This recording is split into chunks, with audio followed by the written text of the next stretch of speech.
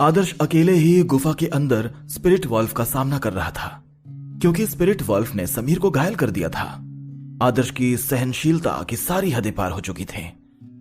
अब वो इस स्पिरिट वॉल्फ को किसी कीमत पर भी नहीं छोड़ने वाला था। वो पहले ही एक बार अपना लाइटनिंग स्ट्राइक यूज कर चुका था और अब फायर बर्स्ट यूज करने जा रहा था। ऐसा लग रहा था जैसे आज तो आदर्श इस स्पिरिट वॉल्फ का खात्मा करके ही मानेगा। आखिर इस स्पिरिट वॉल्फ ने उसके सबसे अच्छे दोस्त समीर को बुरी तरह से जख्मी कर दिया था। अब तो स्पिरिट वॉल्फ की खैर नहीं थी। लो, अब इसका सामना करके दिखाओ, जंगली दरिंदे। आदर्श ने चिल्लाते हुए अपने हाथ से फायरबॉल को ऊपर की तरफ फेंका। फायरबॉल के ऊपर जाने से वो अंधेरी गुफा रोशनी से भर गई और अब कोई भी स्पिरिट वॉल्फ और फायर स्पेल कास्ट करने वाले आदर्श को साफ साफ देख सकता था। जैसे ही स्पिरिट वॉल्फ ने देखा कि फायरबॉल उसकी तरफ आने की जगह ऊपर की तरफ जा रही है, उसकी डरावनी आंखों में कंफ्यूजन साफ दिखाई देने लगा। स्पिरिट वॉल्फ आदर्श के लाइटनिंग स्ट्राइक से पैरालाइज हो चुका था और अभी कुछ देर तक हिल भी नहीं पाने वाला था। इसका मतलब यह था कि अब वो बिल्कुल उस टारगेट पपेट की तरह बन चुका था जिस पर आदर्श स्कूल में प्रैक्टिस करता था। अब उस पर फायर बर्स्ट और बर्निंग बोन्स का इस्तेमाल करना बहुत आसान था। यही सबसे अच्छा मौका था। आदर्श इस मौके का पूरा फायदा उठाना चाहता था, लेकिन अपने तरीके से। आदर्श कुछ ऐसा कर रहा था जिसे देखकर स्पिरिट वॉल्फ आदर्श को बेवकूफ समझ रहा था और ना जाने क्यों आदर्श बस लगातार स्माइल ही करता जा रहा था। फायरबॉल की रोशनी में उसकी स्माइल किसी एविल जोकर से कम नहीं लग रहे थे। तभी अचानक एक जोर की आवाज आई। आदर्श की फायरबॉल सीधे गुफा की छत पर जाकर लगी, जहां चूने और बाकी मिनरल से बने नुकीले पत्थर जमे हुए थे। आदर्श ने सोच समझकर ही इन पत्थरों पर अपनी फायरबॉल मारी थी। ये उसकी बेवकूफी नहीं बल्कि समझदारी थी, क्योंकि जैसे ही फायरबॉल इन नुकीले पत्थरों में जाकर लगी, ये बहुत गर्म हो गए और कुछ सेकंड में ही पिघलने लगे। इन चूने और मिनरल से बने पत्थरों का वजन इतना ज्यादा था कि पिघलने के साथ ही ये नीचे गिरने वाला था। अभी तक तो स्पिरिट वॉल्फ की आंखों में आदर्श के लिए सिर्फ नफरत और डाउट था, लेकिन जैसे ही उसने देखा कि इतने बड़े बड़े आग जैसे गर्म पत्थर उसके ऊपर गिरने वाले हैं, वो फड़फड़ाने लगा। उसे समझ आ चुका था कि उसकी मौत अब उसके सामने खड़ी है। देख लिया किसने किसको हराया। अब मुझे तुम्हारी भद्दी शक्ल देखने में कोई इंटरेस्ट नहीं है। आदर्श ने अपना हाथ पीछे किया और समीर की तरफ जाने के लिए मुड़ गया। मुझे पता था कि लाइटनिंग स्ट्राइक तुम्हें कुछ देर के लिए ही रोक सकता है और फायर बर्स्ट तुम्हें जला सकता है, लेकिन इन दोनों में तुम्हें मारने की पावर नहीं है। इसलिए मैंने अपना दिमाग इस्तेमाल किया और तुम्हें मार गिराया। आदर्श ने मन में खुश होकर सोचा। वो पत्थर इतने बड़े और नुकीले थे कि किसी तेज तर्रार तलवार की तरह जाकर सीधे स्पिरिट वॉल्फ की पीठ में लगे। उसे देखकर ऐसा लग रहा था मानो किसी ने उसे एक बड़ी सी कील से जमीन पर ठोक दिया हो।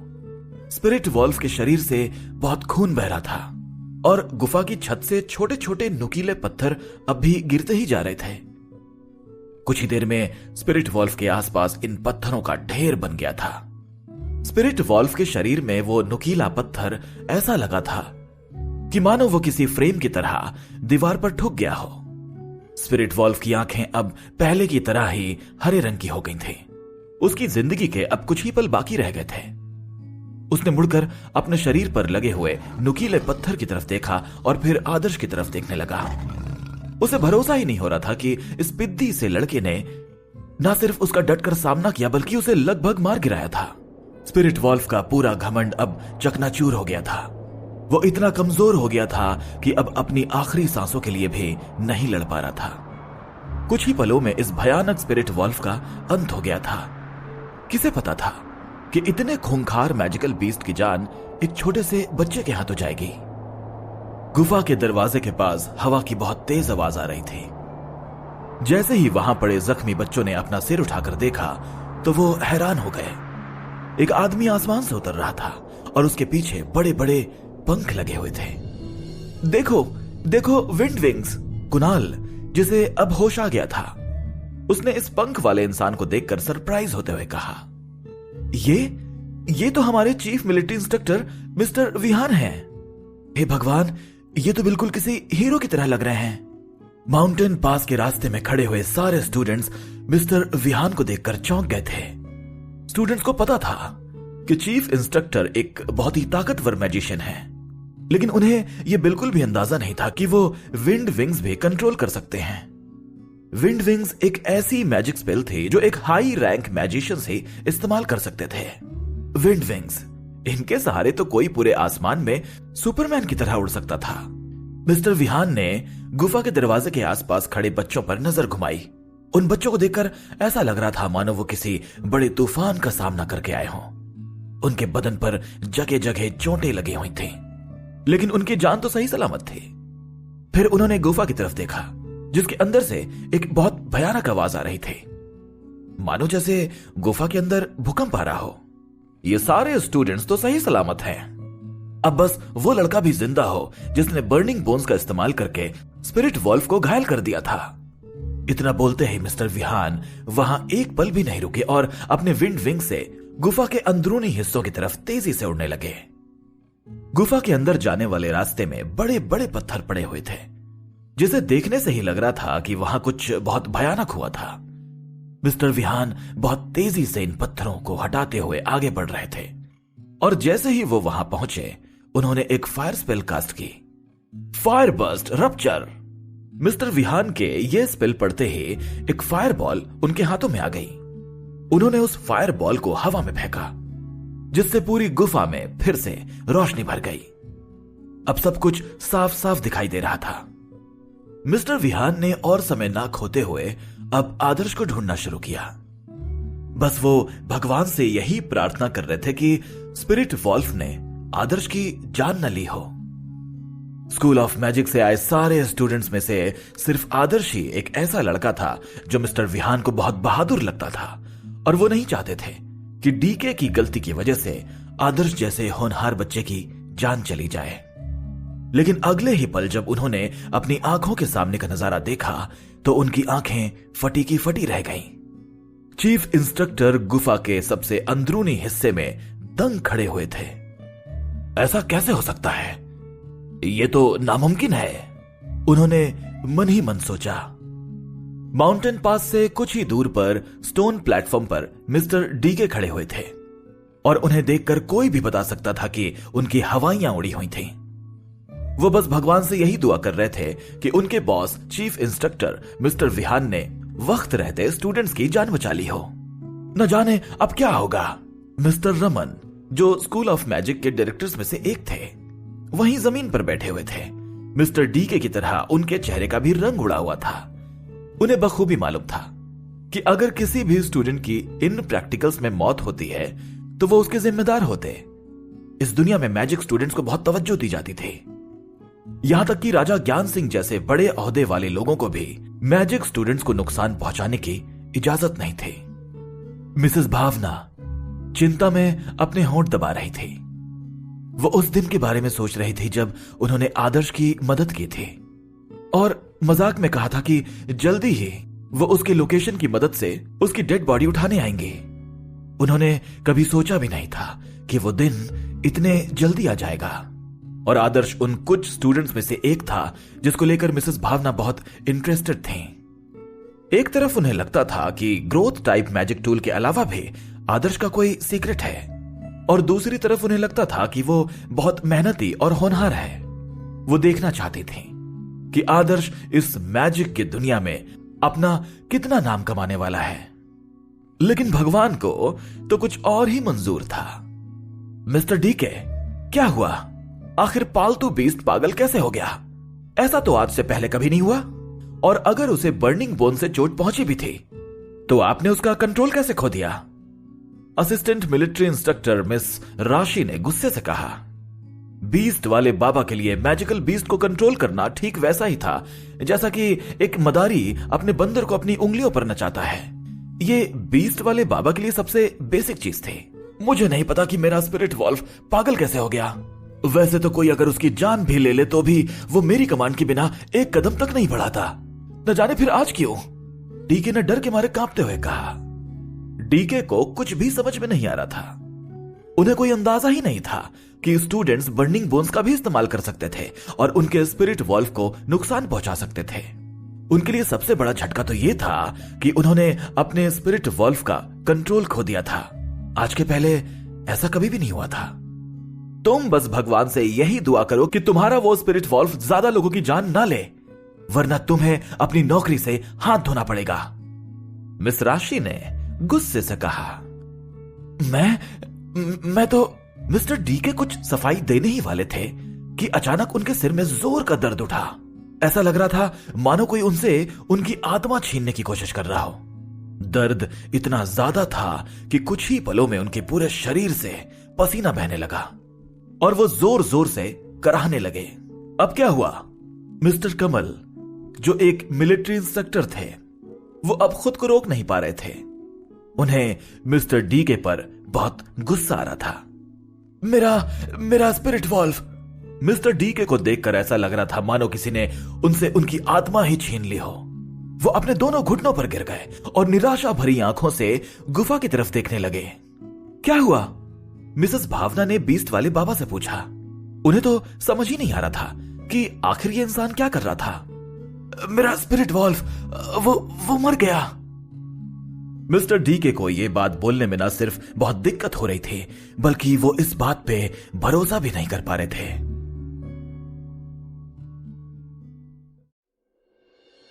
मिस्टर डी के ने जैसे ही बताया कि उनका स्पिरिट वॉल्फ मर चुका है, ये सुनकर सभी पूरी तरह शॉक्ड हो गए। सारे टीचर्स और मिलिट्री इंस्ट्रक्टर्स के चेहरे देखने लायक थे। क्या स्पिरिट वॉल्फ की मौत हो गई? लेकिन आखिर इतना खूंखार स्पिरिट वॉल्फ इतने जल्दी कैसे मर सकता है?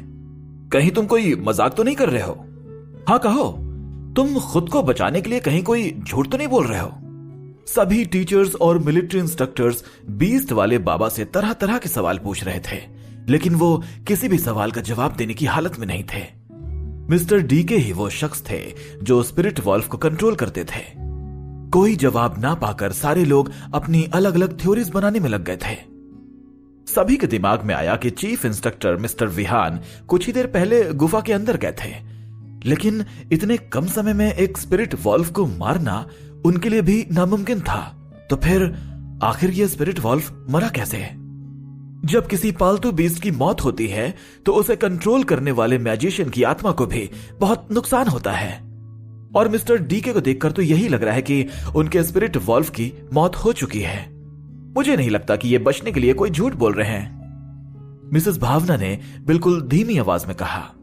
मिस्टर डीके की ऐसी हालत सिर्फ उनके स्पिरिट वॉल्फ की मौत होने के कारण ही हो सकती थी।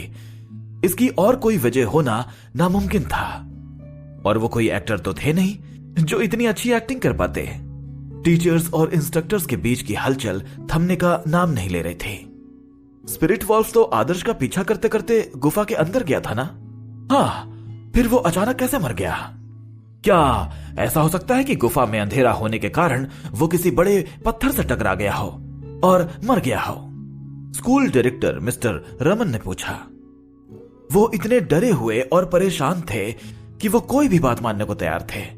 बस उन्हें अपनी नौकरी की चिंता थी, क्योंकि अगर एक स्टूडेंट को भी कुछ हो जाता तो स्कूल ऑफ मैजिक उन्हें किसी दूध में पड़ी मक्खी की तरह उठाकर फेंक देता। मिस्टर रमन की बात सुनते ही मिस्टर डीके ने उन्हें अपनी लाल तमतमाती आंखों से घूरा और कहा, कहीं कोई आपके सिर पर तो कोई पत्थर नहीं गिर गया जिसके कारण आप ऐसी बेतुकी की बातें कर रहे हैं? वो एक स्पिरिट वॉल्फ है, एक भयानक और खूंखार मैजिकल बीस्ट, कोई पालतू खरगोश नहीं जो अंधेरे में किसी पत्थर से टकराकर मर जाए। वो न सिर्फ बेहद ताकतवर होता है, बल्कि वो अंधेरों में भी देख सकता है। तो फिर वो किसी पत्थर से टकराकर कैसे मर सकता है? इसलिए ऐसे वक्त में अपनी ये बकवास बातें बंद कीजिए। स्पिरिट वॉल्फ इतना ताकतवर था कि अगर 40 के 40 स्टूडेंट्स मिलकर भी मैजिक करते तो कोई गारंटी नहीं थी कि वो इस स्पिरिट वॉल्फ को हरा पाते हैं। स्पिरिट वॉल्फ को हराना कोई बच्चों का खेल नहीं था। देखिए, यहां बहस करके टाइम बर्बाद करने से बेहतर है कि हम वहीं जाकर देख लेते हैं कि असली बात क्या है। मिसेस भावना ने कहा। हाँ, जल्दी वहीं जाकर सब देखते हैं। स्कूल डायरेक्टर मिस्टर रमन को यह समझ आ गया था कि उनकी बातों ने मिस्टर डीके को भड़का दिया है, इसलिए वो वहां से जल्द निकल जाना चाहते थे। कुछ ही देर में बाकी स्टूडेंट्स के लिए एम्बुलेंस भी आ जाएगी। हमने इंतजाम कर दिया है। चलिए, तब तक हम भी बॉस के पीछे गुफा में चलते हैं और देखते हैं कि आखिर हुआ क्या है। असिस्टेंट मिलिट्री इंस्ट्रक्टर मिस राशि ने कहा। चीफ इंस्ट्रक्टर मिस्टर विहान गुफा के अंदर आ चुके थे और अपने सामने के नजारे को देखकर उनके होश उड़ गए थे। उन्हें अपनी आंखों पर भरोसा ही नहीं हो रहा था। आदर्श जिंदा था और सही सलामत उनकी आंखों के सामने खड़ा हुआ था। उसके शरीर पर जख्मों के निशान तो जरूर थे, लेकिन उसके अलावा वो एकदम ठीक था। लेकिन ये असल बात नहीं थी जिससे वो पूरी तरह से शॉक हो गए थे। बात यह थी कि स्पिरिट वॉल्व जिसे मिस्टर विहान को मारना चाहिए था, वो एक बड़े नुकीले पत्थर से जमीन पर ठुका हुआ था। मिस्टर विहान ने देखा कि उसकी आंखें खुली हैं, लेकिन उसमें कोई जान नहीं थी, वो मर चुका था। स्पिरिट वॉल्व की कॉम्बैट पावर किसी मैजिकल बीस्ट से कम नहीं थी और मिस्टर विहान ने उसे इसलिए नहीं बुलाया था ताकि वो स्टूडेंट्स को हरा सके, बल्कि इसलिए बुलाया था ताकि स्टूडेंट्स इस नकली मैजिकल बीस्ट का सामना करके कुछ सीख सकें। लेकिन एक स्पिरिट वॉल्व को हराना यह तो नामुमकिन था। हंटर्स का ट्रेन स्क्वाड भी मैजिकल बीस्ट को हरा नहीं पाता था। तो फिर ये तो वो स्टूडेंट्स हैं जो कुछ देर पहले इस स्पिरिट वॉल्व को देखकर अपने पैंट गीले कर रहे थे। इसलिए जब मिस्टर विहान यहां आए थे, वो यही दुआ कर रहे थे कि स्पिरिट वॉल्व ने ज्यादा स्टूडेंट्स की जान ना ली हो। लेकिन जो उन्होंने देखा वो तो कुछ और ही था। उनकी आंखें फटी की फटी रह गई थीं। स्पिरिट वॉल्व मर चुका था। उसके ऊपर गुफा की छत पर लगे हुए चूने और मिनरल से बने नुकीले पत्थर पड़े हुए थे। यह कोई इत्तेफाक तो नहीं हो सकता कि स्पिरिट वॉल्व इन पत्थरों के नीचे आया और ये खुद ब खुद उसके ऊपर गिर गए। स्पिरिट वॉल्व तो इतना तेज है कि इनके गिरने की भनक लगने पर ही उस जगह से हट जाता। फिर ये हुआ कैसे? मिस्टर विहान को भरोसा ही नहीं हो रहा था कि स्पिरिट वॉल्व मर चुका है, इसलिए वो ये सब बातें सोच रहे थे। ये सब तुमने किया? कुछ देर तक तो मिस्टर विहान सोच में ही पड़े रहे, लेकिन फिर जब उन्हें याद आया कि वो कहां खड़े हैं, तो वो आदर्श को देखकर बोले। देखने में तो ये स्टूडेंट बिल्कुल आम दिख रहा था। इसके बाल छोटे छोटे थे और कहा जा सकता है कि यह बिल्कुल हैंडसम था। उसकी शक्ल देखकर साफ समझ में आ रहा था कि वो कितना थक चुका था। वो अपने कंधों पर एक दूसरे लड़के को उठाए हुए था जो एकदम दुबला पतला था और उसके शरीर से बहुत खून बह रहा था। देखने से लग रहा था कि वो इस लड़के को गुफा से बाहर ले जाने की कोशिश में था। जैसे ही आदर्श ने किसी की आवाज सुनी, उसने अपना सिर उठाकर देखा और चीफ इंस्ट्रक्टर मिस्टर विहान को वहां देखकर वो शॉक्ड हो गया था। पंख? चीफ इंस्ट्रक्टर के पास पंख हैं? आदर्श ने मन में कहा। आदर्श को पता था कि जिसे वो देख रहा है वो विंड विंग्स थे, लेकिन उसने कभी भी नहीं सोचा था कि विंड विंग्स को देखकर उसका दिल इतनी जोरों से धड़कने लगेगा। मिस्टर विहान किसी सुपर हीरो की तरह अपने पंखों से हवा में उड़ रहे थे और आदर्श मन में सोच रहा था, शिट, ये कितने कूल हैं। तुमने ये कैसे किया? तुमने इस स्पिरिट वॉल्व को कैसे मारा? मिस्टर विहान को अब भी अपनी आंखों पर भरोसा नहीं हो रहा था, लेकिन यह सवाल पूछते ही उन्हें यह लगा कि इस हालत में उन्हें आदर्श से ऐसा सवाल नहीं करना चाहिए।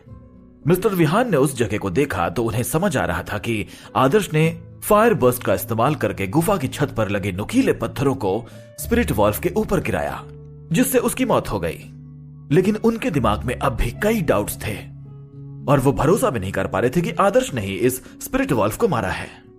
सोचने की बात तो यह थी कि आदर्श ने इतनी डिफिकल्ट सिचुएशन में भी खुद को इतना शांत कैसे कर लिया था कि वो स्पिरिट वॉल्व को गुफा के अंदर लाकर मारने का प्लान बना सका। और इतना किया तो ठीक, लेकिन उसने फायर बर्स्ट अटैक करने के लिए स्पिरिट वॉल्व को एक जगह कैसे रोका? यह सोचकर मिस्टर विहान का दिमाग फट रहा था।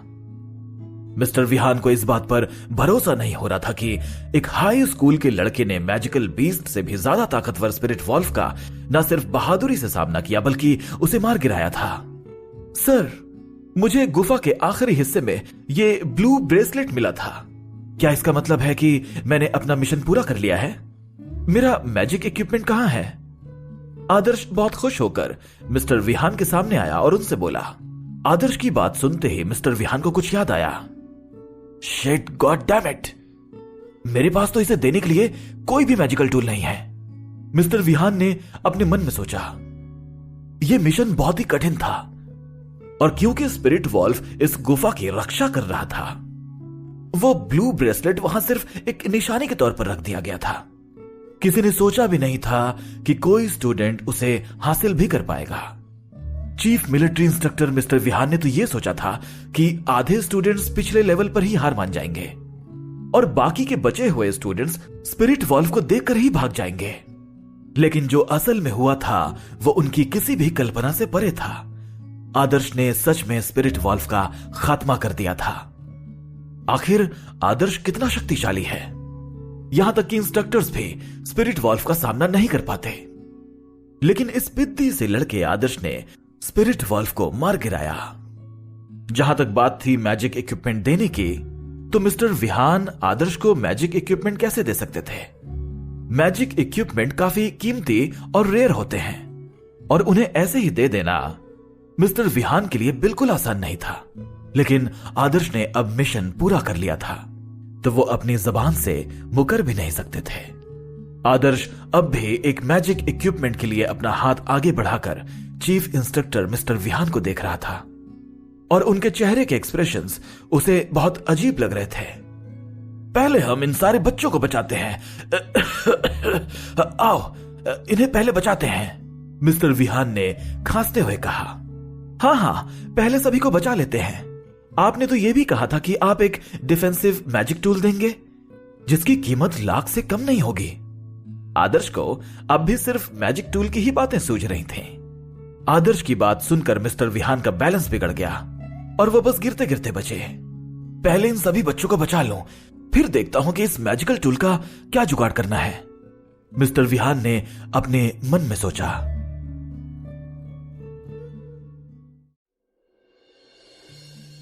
आदर्श समीर को लेकर गुफा से बाहर जाने ही वाला था कि उसने एक परछाई को गुफा की दीवारों पर चलते हुए देखा और कुछ ही पलों में यह परछाई उसके सामने आकर खड़ी हो गई। ये थी उसकी प्रैक्टिकल टीचर मिसेस भावना। मिसेस भावना हमेशा अपनी एंट्री से उसे चौंका देती थी। उनके जितना टैलेंटेड टीचर तो पूरे स्कूल में कोई नहीं था, इसलिए आदर्श हमेशा उनसे ही मदद की उम्मीद करता था। वाह, आखिर ये कौन सा जादुई मंत्र है? कितना कूल है ये, काश मैं भी इसे सीख पाता, आदर्श ने अपने मन में सोचा। मिसेस भावना आप? आदर्श जितने बार मिसेस भावना को देखता था उनकी खूबसूरती से हैरान हो जाता था। आदर्श, तुम ठीक तो हो ना? आदर्श को देखकर सबसे पहला सवाल मिसेस भावना ने यही पूछा। जी मैम, मैं बिल्कुल ठीक हूं। मुझे आज लगा कि हमें तुम्हारी डेड बॉडी तुम्हारे लोकेशन से ही ढूंढनी पड़ेगी। इतना बोलकर मिसेस भावना जोर जोर से हंसने लगी। वो बहुत खुश थी कि आदर्श बिल्कुल सही सलामत था। मिसेस भावना की बात सुनकर आदर्श भी हंसने लगा। मिसेस भावना खूबसूरत और टैलेंटेड तो थी ही, लेकिन उनका सेंस ऑफ ह्यूमर भी बहुत ही कमाल का था। आदर्श उन्हें वहां देखकर बहुत खुश था, मानो उसकी पूरी थकान उतर गई थी। मिसेस भावना गुफा का जायजा ले रही थी कि इतने में उनकी नजर जमीन पर पड़े हुए स्पिरिट वॉल्व पर गई। उसकी मौत एक बड़े नुकीले पत्थर से हुई थी। देखकर ही समझ आ रहा था कि जिसने भी उस स्पिरिट वॉल्व को मारा था वो बहुत बहादुर और समझदार था। उसने सिर्फ मैजिक का ही नहीं बल्कि अपने दिमाग का भी पूरा इस्तेमाल किया था। सामने स्पिरिट वॉल्व को मरा हुआ देखकर मिसेस भावना को अपनी आंखों पर भरोसा ही नहीं हो रहा था। ये तो स्पिरिट वॉल्व है ना? उन्होंने हड़बड़ाते हुए कहा। कहना पड़ेगा मिसेस भावना, आपका ये स्टूडेंट तो स्पिरिट वॉल्व से भी बड़ा बीस्ट है। इसी ने स्पिरिट वॉल्व को मारा है। मिस्टर विहान ने मरे हुए स्पिरिट वॉल्व की तरफ इशारा करते हुए कहा। क्या? आदर्श ने इसे मारा है? मिसेस भावना इतनी हैरान थी कि बार बार कुछ बोलने की कोशिश कर रही थी, लेकिन उनके दिमाग ने काम करना ही बंद कर दिया था और वो कुछ भी नहीं बोल पा रही थी। आदर्श को अपने दोनों टीचर्स की बातों से शर्म आने लगी। उसके दोनों गाल लाल हो गए थे, इसलिए उसने जानबूझकर खांसते हुए कहा, चलिए पहले बाकी स्टूडेंट्स को भी बचा लेते हैं।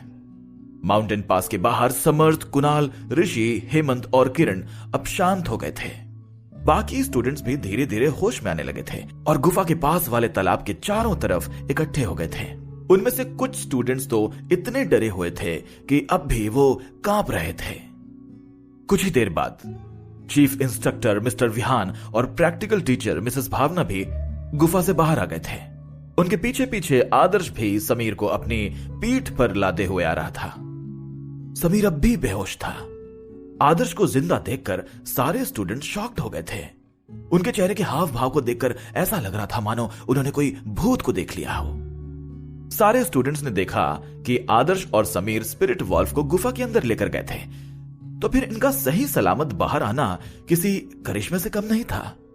स्टूडेंट्स को तो यह लग रहा था कि अभी तक तो स्पिरिट वॉल्व ने आदर्श और समीर के चिथड़े चिथड़े कर दिए होंगे, लेकिन आदर्श और समीर तो उनके सामने खड़े थे, और वो भी बिल्कुल सही सलामत। आदर्श, तुम लोग अब भी जिंदा हो? किरण अब शांत हो गई थी और आदर्श और समीर को देखकर वो इतनी खुश थी कि उसके आंसू बहने लगे थे। एलीट क्लास की रिप्रेजेंटेटिव कायरा भी उन दोनों को सही सलामत देखकर इमोशनल हो गई थी।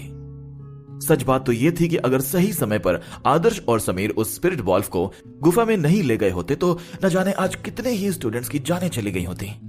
कोई कुछ भी कहे, लेकिन आज उन सारे स्टूडेंट्स को सिर्फ आदर्श और समीर ने ही बचाया था। कुछ लड़कियां जिन्हें अभी होश आया था अपने जख्म देखकर रोने लगी थीं। वो सिर्फ स्कूल ऑफ मैजिक की सुरक्षा में ही रही थीं, इसलिए उन्होंने आज तक ऐसी किसी मुसीबत का सामना नहीं किया था और वो बहुत ज्यादा डर गई थीं।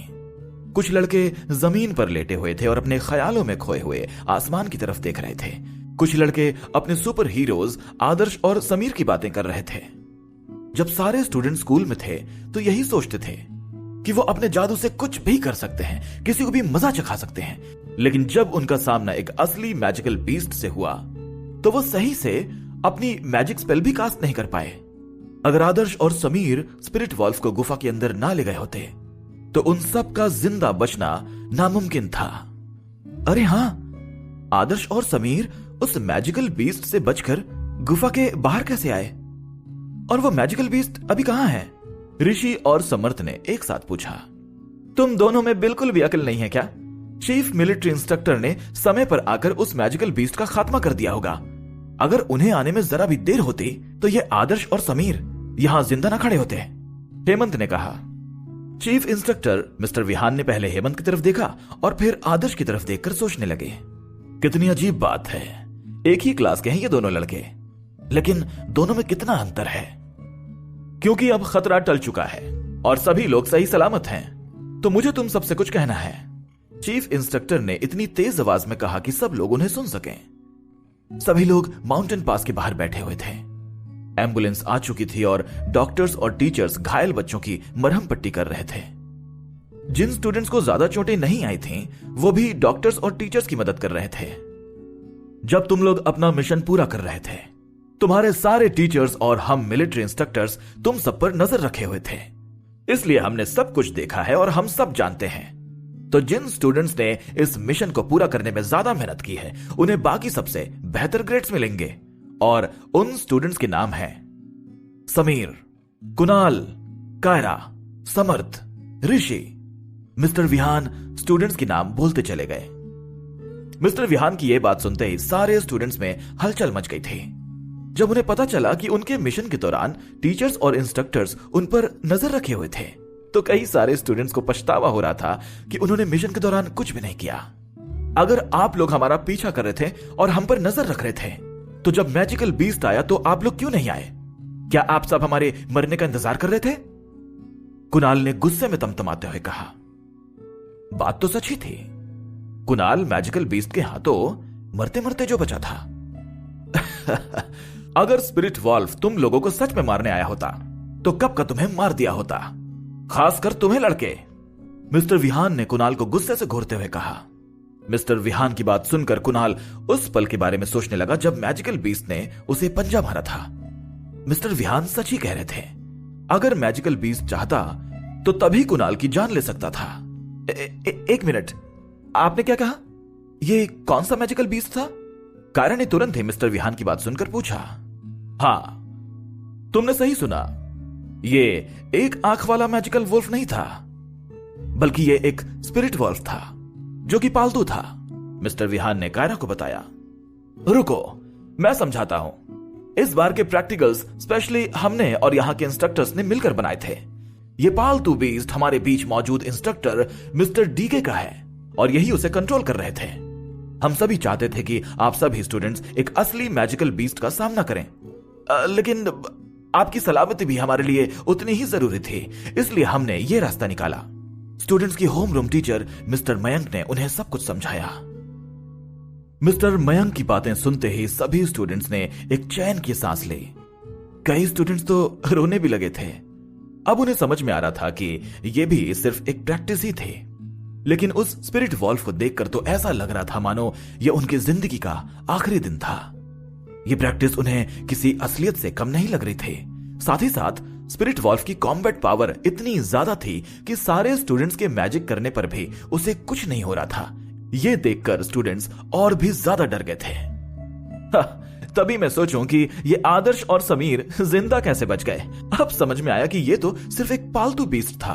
हेमंत ने आदर्श को घूरते हुए कहा, नहीं नहीं, तुम गलत समझ रहे हो। आज तो यहां कुछ ऐसा हुआ जो हमने कभी अपने सपनों में भी नहीं सोचा था। अचानक स्पिरिट वॉल्व पागल हो गया था और बीस्ट वाले बाबा मिस्टर डीके उसे कंट्रोल भी नहीं कर पा रहे थे। वो उनकी कोई कमांड नहीं सुन रहा था। हमें लगा आज ये स्पिरिट वॉल्व तुम सबको मार डालेगा, लेकिन तभी आदर्श और समीर ने बहादुरी दिखाई और उसे गुफा के अंदर लेकर चले गए। इसलिए इन्हीं दोनों लड़कों ने तुम सबकी जान बचाई है।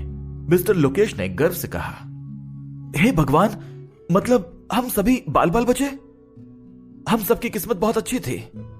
श्रावणी खुद को रोक नहीं पाई और उसने चिल्लाते हुए कहा, कौन सी किस्मत की बात कर रही हो तुम? तुम्हारा दिमाग तो ठिकाने पर है ना? अगर आज हमारे भाई आदर्श और समीर ना होते तो हम सब उस स्पिरिट वॉल्व का खाना बन चुके होते। हमें तो समझ ही नहीं आ रहा है कि हम आप दोनों का शुक्रिया अदा किन शब्दों में करें। लेकिन हां, एक बात जरूर कहेंगे कि फ्यूचर में आपको कभी भी हम दोनों की जरूरत पड़े तो बेझिझक हमें याद कीजिएगा। हम आपके लिए कुछ भी करने के लिए तैयार रहेंगे। समर्थ और ऋषि दोनों बहुत अच्छे दोस्त थे और पूरे स्कूल में घमंडी और रूड माने जाते थे, लेकिन आज वो भी आदर्श और समीर का तहे दिल से शुक्रिया अदा कर रहे थे। वहां सभी लड़कों के साथ कुणाल और हेमंत भी खड़े हुए थे और उनके चेहरे का रंग उड़ गया था। आज उनके सबसे बड़े दुश्मनों ने उनकी जान बचाई थी, लेकिन थैंक यू तो दूर की बात, वो आदर्श और समीर की तरफ देख भी नहीं रहे थे। सर, आपको इस गुफा की तरफ ज्यादा ध्यान देना चाहिए। अगर वो पागल स्पिरिट वॉल्व फिर से आ गया तो? कायरा ने उन सबको याद दिलाया। अब तुम सबको डरने की और चिंता करने की कोई जरूरत नहीं है। स्पिरिट वॉल्व मर चुका है, मिसेस भावना ने सभी को बताया। हां, उसे तुम्हारी क्लास के लड़के आदर्श ने ही मारा है, मिस्टर विहान ने नॉर्मली कहा। अगर वो पागल मैजिकल बीस्ट मर चुका है तो फिर सब ठीक है। एक मिनट, विहान सर, आपने क्या कहा? स्पिरिट वॉल्व की मौत तक तो ठीक था, लेकिन आदर्श का नाम सुनते ही ऋषि का सिर घूम गया था। उसे लग रहा था कि उससे सुनने में कुछ गलती हो गई है।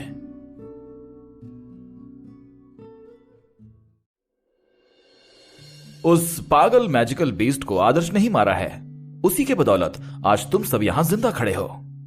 चीफ इंस्ट्रक्टर मिस्टर विहान ने जबरदस्ती स्माइल करते हुए कहा। यह बात सुनते ही mister Mayank, mister Lokesh, mister Kamal, mister DK और सारे टीचर्स और इंस्ट्रक्टर्स के चेहरे के एक्सप्रेशंस देखने लायक थे। जो इंसान ये बात सुनकर सबसे ज्यादा शॉक हुए थे वो थे मिस्टर डीके, जिनका यह पालतू बीस्ट था। वो बार बार आदर्श की तरफ देख रहे थे और फिर गुफा की तरफ जहां उनके स्पिरिट वॉल्व की डेड बॉडी पड़ी हुई थी। उन्हें यकीन ही नहीं हो रहा था कि स्कूल के इस बिद्दी से लड़के ने उनके खूंखार बीस्ट को मार दिया था। मेरे स्पिरिट वॉल्व को तुमने मारा?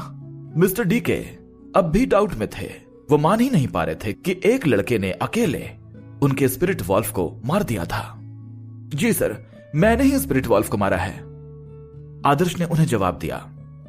एक पल के लिए तो मिस्टर डीके के चेहरे के एक्सप्रेशंस किसी को समझ नहीं आ रहे थे। न जाने वो क्या सोच रहे थे।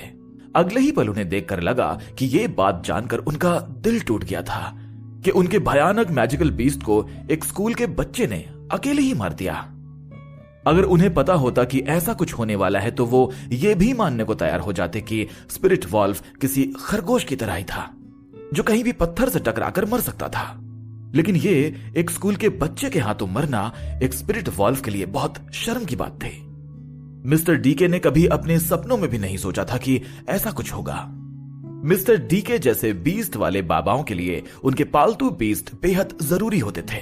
ऐसा इसलिए क्योंकि एक बीस्ट वाले बाबा और उनके बीस्ट में एक कनेक्शन होता है। जिससे उस बीस्ट की सारी ताकत उस बाबा को भी मिलती है। लेकिन क्योंकि मिस्टर डीके के बीस्ट की मौत हो चुकी थी तो ये सारी ताकत अब उनसे छिन चुकी थी। और तो और स्पिरिट वॉल्फ की मौत के बाद वो इतने कमजोर हो गए थे कि अच्छे से चल भी नहीं पा रहे थे। इस कमजोरी से उठने में उन्हें कई महीने भी लग सकते थे। उनके स्पिरिट वॉल्फ का मरना उनके लिए बहुत नुकसान की बात थी। शायद वो पूरी जिंदगी इस नुकसान को नहीं भुला पाते। उन्हें अब भी याद है कि इस स्पिरिट वॉल्फ को पकड़ने के लिए वो 2 महीने तक खतरनाक जंगलों में भटके थे और उन्होंने अपने कई खास हंटर्स की जान भी गंवाई थी।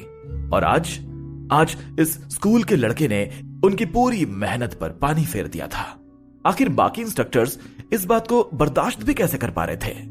टीचर्स और इंस्ट्रक्टर्स से ज्यादा बड़ा झटका स्टूडेंट्स को लगा था। उन सबको मालूम था कि स्पिरिट वॉल्फ कितना खतरनाक था और उसका सामना करना मतलब अपनी मौत को गले लगाना था।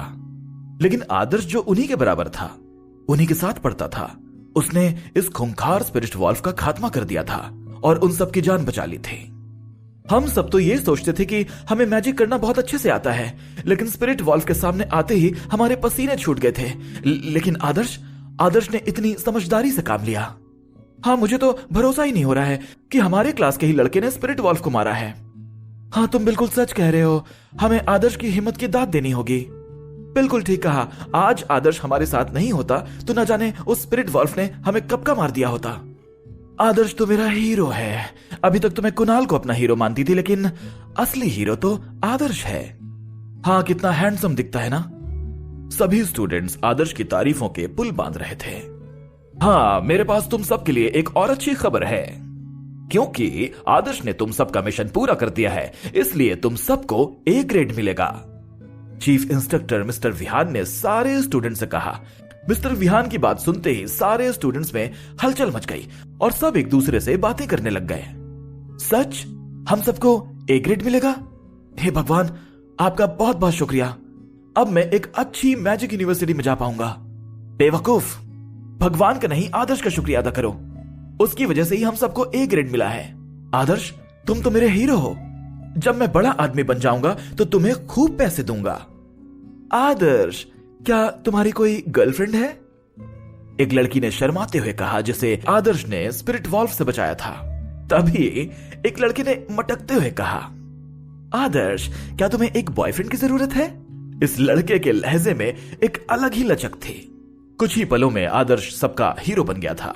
आखिर बनता भी क्यों ना, उसने सभी की जान बचाई थी। न सिर्फ इतना ही, बल्कि उसकी वजह से बाकी स्टूडेंट्स को A ग्रेड भी मिला था। हेमंत अब भी आदर्श को ताने मारना चाहता था, लेकिन उसके चारों तरफ सब लोग सिर्फ आदर्श की तारीफ ही कर रहे थे। कुणाल का मुंह अब भी बना हुआ था। वो उन सब में सबसे पहले मैजिक यूज करने वाला स्टूडेंट था, लेकिन स्पिरिट वॉल्फ पर उसका कोई असर नहीं हुआ था। और तो और स्पिरिट वॉल्फ के वार से वो बेहोश हो गया था और उसकी लाइमलाइट आदर्श ने ले ली थी। क्या तुमने सुना? एक स्टूडेंट ने मिशन को पूरा कर दिया है। ऐसा सुनने में आया है कि मिस्टर डीके के स्पिरिट वॉल्फ को एक स्टूडेंट ने मार गिराया है। एक मिलिट्री इंस्ट्रक्टर ने कहा, यह क्या बकवास कर रहे हो तुम? हम सब ही उस स्पिरिट वॉल्फ की कॉम्बैट पावर के बारे में अच्छे से जानते हैं। अगर किसी स्टूडेंट ने उस स्पिरिट वॉल्फ को मारा होगा ना, तो मैं जहर पी लूंगा। एक स्क्वाड के कैप्टन ने कहा, अगर ऐसा है तो फिर जाओ और जहर खा लो। मिस राशि ने उस आदमी को देखते हुए कहा, जाओ तुम जाकर देख लो, उसने मिशन पूरा कर दिया है। एक गार्ड ने कहा, किले के सारे गार्ड्स और मैजिशियंस को पता चल चुका था कि मिशन पूरा हो गया है और इस मिशन को स्कूल ऑफ मैजिक के एक लड़के ने अकेले ही पूरा कर दिया था और उसका नाम था आदर्श। यार, वो लड़का तो सच में बहादुर है। हम सब तो इन सारे बच्चों का मजाक उड़ा रहे थे, लेकिन उनमें से ही एक बच्चे ने वो कर दिखाया है जो अच्छे अच्छे हंटर्स और बैटल मैजिशियन नहीं कर पाते। हाँ, ये लड़का बहुत तेज निकला। किले में मौजूद सारे मैजिशियंस और हंटर्स यही सब बातें कर रहे थे। जिस कैप्टन ने जहर खाने की बात की थी, ये बातें सुनकर उसके चेहरे का रंग उड़ गया था। ओ भाई, क्या सच में ऐसा स्टूडेंट है जिसने मिशन पूरा कर दिया? ये तो मैं भी नहीं कर पाता, उस कैप्टन ने कहा। जल्दी ही ये बात पूरे स्टेशन में फैल गई थी। स्टेशन में शहर के कुछ बैटल मैजिशियन के अलावा सिर्फ हंटर्स रहते थे, जो इन पहाड़ों में पेट्रोलिंग करते थे। इन हंटर्स के लिए मिशन पूरे करना और मैजिकल बीस्ट का खात्मा करना ही उनकी रोजी रोटी का जरिया था। जैसे ही उन सारे हंटर्स को इस बात का पता चला, उनका सिर शर्म से झुक गया था। एक छोटे से बच्चे ने वो कर दिखाया था जिसे करने में उन्हें महीनों लग जाते थे। इसका मतलब उस लड़के को डिफेंसिव मैजिकल इक्विपमेंट मिलेगा। इसका मतलब उस लड़के को डिफेंसिव मैजिकल इक्विपमेंट मिलेगा, एक हंटर ने कहा। अरे उसकी बात तो तुम करो ही मत। यही बात सोच सोच कर तो बॉस मिस्टर विहान का सिर दुखने लगा है। उन्होंने कोई मैजिक इक्विपमेंट तैयार ही नहीं किया था, क्योंकि सबको पता था कि ये बच्चे कहां मिशन पूरा कर पाएंगे। लेकिन अब जब उस लड़के ने मिशन पूरा कर दिया है तो बॉस उसे मैजिक इक्विपमेंट इनाम जरूर देंगे। बॉस अपनी जुबान के पक्के हैं। असिस्टेंट मिलिट्री इंस्ट्रक्टर मिस राशि ने कहा। इस लड़के को तो बहुत फायदा हुआ है। बॉस विहान का भी दिल दुख रहा है उसे मैजिक इक्विपमेंट देने में। हम जैसे लोग जो इतने समय से इन्हें पाने की कोशिश कर रहे हैं, हमें तो ये कभी मिला ही नहीं। इस पिद्दी से लड़के को मिल रहा है, एक बैटल मैजिशियन ने कहा। इससे मुझे याद आया, अब वो लड़का जब इतना बहादुर है और उसने स्पिरिट वॉल्व का खात्मा किया है, तो वो किसी पुराने और बड़े परिवार से होगा। उसके पास तो पहले से ही सब कुछ होगा। एक दूसरे बैटल मैजिशियन ने कहा। अरे नहीं नहीं, वो एक आम स्टूडेंट है। उसके पिता स्टेशन पर सामान लेकर आते हैं। पहले बैटल मैजिशियन ने उसे जवाब दिया।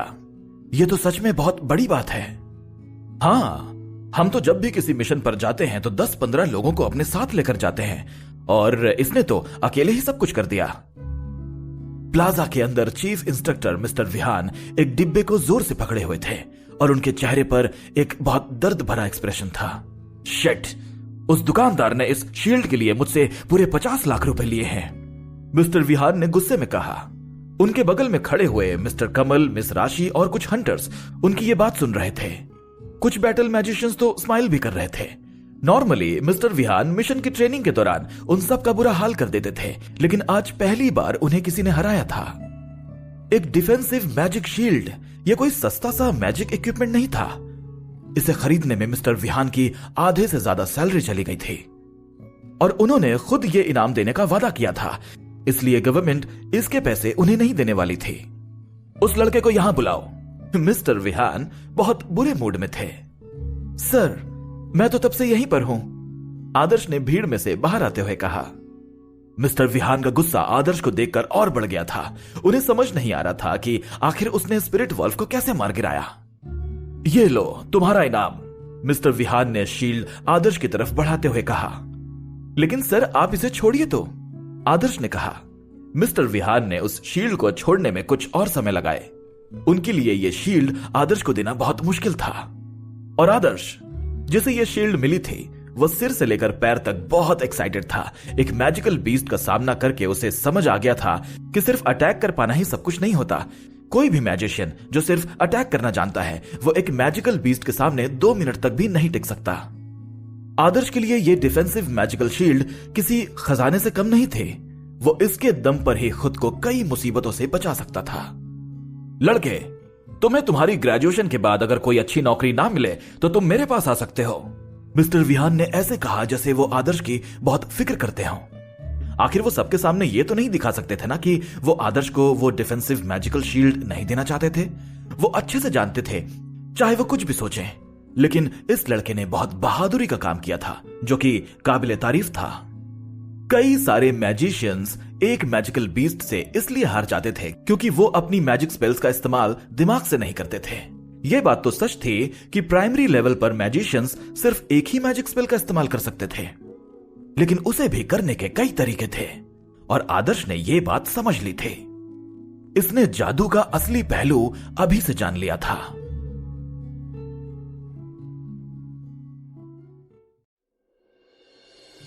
Chief military instructor mister Vihan ने अपना वादा पूरा करते हुए आदर्श को इनाम में डिफेंसिव मैजिकल टूल शील्ड दे दी थी, और उससे यह भी कहा था कि अगर अपनी ग्रेजुएशन के बाद आदर्श को कोई काम ना मिले तो वो उनके पास आ सकता है। लेकिन आदर्श तो ठहरा आदर्श, अभी उसे अपने कई सपने पूरे करने थे, और वैसे भी वो इस स्टेशन में काम करने के लिए पैदा थोड़ी हुआ था। नहीं सर, रहने दीजिए, मैं ग्रेजुएशन के बाद आगे की पढ़ाई करना चाहूंगा। मैंने सुना है कि बड़ी बड़ी मैजिक यूनिवर्सिटीज में ही हाई लेवल मैजिक सिखाया जाता है, इसलिए मैं भी किसी बड़ी मैजिक यूनिवर्सिटी में जाकर पढ़ाई करूंगा, आदर्श ने मिस्टर विहान को जवाब दिया। जैसे ही चीफ इंस्ट्रक्टर ने आदर्श का जवाब सुना, वो गुस्से में लाल हो गए। ये लड़का, मैं इसे खुद अपनी फोर्स में बुला रहा हूं और ये मुझे मना कर रहा है। इसकी हिम्मत कैसे हुई मुझे ना बोलने की? अपना सामान लो और जाओ यहां से, फिर मुझे यहां दिखाई मत देना। मिस्टर विहान का मूड खराब होता ही चला जा रहा था। देखा जाए तो आदर्श की आदत हो गई थी बड़े बड़े लोगों के ऑफर को ठुकराने की। पहले राजा ज्ञान सिंह और अब chief military instructor mister Vihan. लेकिन आदर्श ने मिस्टर विहान को इसलिए मना किया था क्योंकि उसे अपनी आगे की पढ़ाई पूरी करनी थी और एक महान मैजिशियन बनना था। वो इस छोटे से शहर के लिए नहीं बना था, उसे तो बड़े बड़े काम करने थे। अरे सर, मुझे याद आया, गुफा में सिर्फ एक ही स्पिरिट वॉल्फ था ना? आदर्श को अपना इनाम ले जाते हुए कुछ याद आया तो उसने पूछा। हाँ, गुफा में सिर्फ एक ही स्पिरिट वॉल्फ था। अगर एक से ज्यादा होता तो अभी तक तुम उसके खाना बन गए होते। और तुम ये सवाल क्यों पूछ रहे हो? क्या तुम्हें अब भी कोई डाउट्स हैं? मिस्टर विहान ने गुस्से में कहा। नहीं नहीं सर, मैं तो बस यूं ही पूछना चाहता था, आदर्श ने जवाब दिया और मिस्टर डीके की तरफ मुड़कर बोला। सर, आपका स्पिरिट वॉल्व तो इतना पानी पीता है कि पूरा तालाब भी खाली कर सकता है। मिस्टर डीके ने आदर्श की तरफ ऐसे देखा जैसे वो पागल हो गया हो, लेकिन आदर्श को इससे कोई मतलब नहीं था। उसने तो अपना इनाम लिया और वहां से निकल लिया। जल्दी पैर चलाओ अपने और यहां से निकलो, मिस्टर विहान ने जोर से चिल्लाया। आदर्श को प्लाजा से निकाल दिया गया था और वो बाहर की तरफ ही जा रहा था। ये चीफ इंस्ट्रक्टर मुझ पे इसलिए गुस्सा है क्योंकि इसने मुझे एक मैजिकल इक्विपमेंट दिया। न जाने कैसा अजीब आदमी है, कभी भी किसी पर भी भड़क जाता है। खैर मुझे क्या, मुझे तो मेरी शील्ड मिल गई। अब देखता हूं मैजिकल बीस्ट मेरे सामने कैसे टिकते हैं। डिफेंसिव मैजिक शील्ड उसके हाथों में थी। यह शील्ड उसकी हथेली के बराबर थी। और सच कहा जाए तो आदर्श ने जब से उसे देखा था वो इसी सोच में पड़ा था कि इतनी छोटी शील्ड इतने खतरनाक मैजिकल बीस्ट से उसे कैसे बचा सकती है। मेरी हथेली जितनी ये शील्ड मुझे मैजिकल बीस्ट के हमले से बचा सकती है? और अगर बचा भी सकती है तो उस मैजिकल बीस्ट को कैसे पता चलेगा कि इस शील्ड पर हमला करना है? हे भगवान, आप मुझे पहले ही इस मैजिक की दुनिया में भेज देते तो मुझे इतना परेशान ना होना पड़ता। लेकिन आप भी ना, सब कुछ देर से ही करते हो। आदर्श को मैजिकल इक्विपमेंट के बारे में कुछ भी नहीं पता था, इसलिए वो ये सब सोच रहा था। स्टेशन से निकलकर आदर्श सीधा मैजिक लाइब्रेरी गया था। वो इस शील्ड के बारे में सब कुछ जानना चाहता था। थोड़ी रिसर्च करने के बाद आदर्श समझ गया था कि इस शील्ड का इस्तेमाल कैसे किया जाता है। यह बिल्कुल किसी स्टारडस्ट मैजिक टूल की तरह ही था और इसका इस्तेमाल करने के लिए एक मैजिशियन को ध्यान लगाते हुए इसके अंदर की एनर्जी का जायजा लेना होता था। ऐसा करते वक्त यह शील्ड मैजिशियन से जुड़ जाती थी और मैजिशियन के दिमाग में इसका इम्प्रिंट बन जाता था। फिर उस मैजिशियन को जब भी इस शील्ड की जरूरत पड़ती थी उसको बस इस पर ध्यान लगाना होता था और यह शील्ड उसकी रक्षा के लिए एक दीवार की तरह उसके सामने खड़ी हो जाती थी। अगर ये मेरे पास तब होती जब मैं स्पिरिट वॉल्फ का सामना कर रहा था तो मैं आसानी से इसके पीछे छुपकर स्पिरिट वॉल्फ पर हमला कर सकता था और साथ ही साथ उस स्पिरिट वॉल्फ का पत्थरों वाला बवंडर भी मेरा कुछ नहीं बिगाड़ पाता। आदर्श ने अपनी हथेली पर रखी हुई उस शील्ड को देखते हुए कहा। इस मैजिक शील्ड की खास बात तो यह थी कि उस पर एक शेर बना हुआ था जिसके 2 पैर हवा में उठे हुए थे और वो जोर से दहाड़ रहा था। अब आदर्श को लग रहा था कि उसके पास कुछ रिसोर्सेस थे जिसकी मदद से वो उस रॉयल फैमिली के वीर के खिलाफ मैजिक फाइट कर सकता था। एक बात और है जो मुझे बार बार परेशान कर रही है। मेरे पास दोनों एलिमेंट हैं, फायर भी और लाइटनिंग भी, और मेरे दोनों एलिमेंट्स बहुत काम के हैं। लेकिन एक मैजिकल बीस्ट का सामना करने के लिए मेरे पास अब भी उतनी कॉम्बैट पावर नहीं है। आदर्श इस बात के अलावा और कुछ सोच ही नहीं पा रहा था। उस स्पिरिट वॉल्फ को मारना उसके अकेले का काम नहीं था, वो तो उसकी किस्मत बहुत अच्छी थी। अगर गुफा में रोशनी ना होती तो वो गुफा की छत पर लगे उन नुकीले पत्थरों को ना देख पाता, और अगर समीर का विंड ट्रेल बाकी स्टूडेंट्स का मिलकर स्पिरिट वॉल्फ पर हमला करना ये सब ना होता तो पलक झपकते ही स्पिरिट वॉल्फ ने उसके चिथड़े उड़ा दिए होते। इन सारी चीजों की बदौलत ही वो अपना मिशन पूरा कर पाया था। मुझे जल्दी ही विंड ट्रेल या अर्थ रिपल जैसी कोई स्पेल सीखनी होगी जिससे मेरी स्पीड बढ़ सके, वरना मैं अपना स्टार पाथ भी पूरा नहीं कर पाऊंगा और मैजिकल बीस्ट मुझे अपना लंच समझकर खा जाएगा। आदर्श ने मन में सोचा। एक बार स्पिरिट वॉल्व का सामना करने के बाद आदर्श समझ चुका था कि डिफेंसिव और मूवमेंट स्पेल एक बैटल में कितने जरूरी थे। प्राइमरी लेवल पर सिर्फ वाटर एलिमेंट में ही डिफेंसिव स्पेल था। स्कूल में सभी को लगता था कि वाटर एलिमेंट किसी काम का नहीं था, लेकिन प्राइमरी लेवल पर एक मैजिकल बीस्ट का सामना करने में वाटर एलिमेंट ही कारगर था। मेरे पास डिफेंसिव मैजिक शील्ड तो है, लेकिन कहीं से कहीं तक डिफेंस टाइप स्पेल का दर्जा नहीं दिया जा सकता। इसलिए अगली बार जब भी मैं कोई एलिमेंट जगाऊं तो मुझे किसी मूवमेंट टाइप एलिमेंट के बारे में सोचना चाहिए, जैसे विंड एलिमेंट या फिर मिसेस भावना का शैडो वाला स्पेल। वो भी कितना कूल है ना। आदर्श खुद से ही बातें कर रहा था। विंड एलिमेंट की primary spell wind trail magical beast का सामना करने में बहुत कारगर साबित होती थी। अगर कोई मैजिकल बीस्ट के हमले से ही नहीं बच पाता तो फिर वो उतने कम समय में जादू का इस्तेमाल कैसे कर सकता था। इसलिए विंड एलिमेंट एक बहुत अच्छी पसंद थी, लेकिन आदर्श को अपने लिए शैडो एलिमेंट ज्यादा बेहतर लग रहा था। मिसेस भावना को वो स्पेल इस्तेमाल करते हुए देखकर आदर्श ने उस पर कुछ रिसर्च की थी और उसे पता चला था कि वो स्पेल शैलो एलिमेंट की थी। अभी सारे स्टूडेंट्स प्राइमरी लेवल पर थे, इसलिए सिर्फ उन्हें बेसिक एलिमेंट के बारे में पता था, जैसे फायर, आइस, अर्थ, लाइटनिंग और वाटर। बेसिक एलिमेंटल मैजिक के अलावा 3 अलग तरह के मैजिक होते थे, व्हाइट मैजिक, ब्लैक मैजिक और dimensional magic. Healing element white magic का हिस्सा था, शैडो एलिमेंट ब्लैक मैजिक का हिस्सा था और समनिंग एलिमेंट जो मिस्टर डीके के पास था, जिससे वो बीस्ट को काबू में कर लेते थे, वो डायमेंशनल मैजिक के अंदर आता था। मिस्टर डीके के पास समनिंग एलिमेंट होने के कारण कई लोग उन्हें समनर मेज भी कहते थे और उनके पालतू बीस्ट को समन बीस्ट।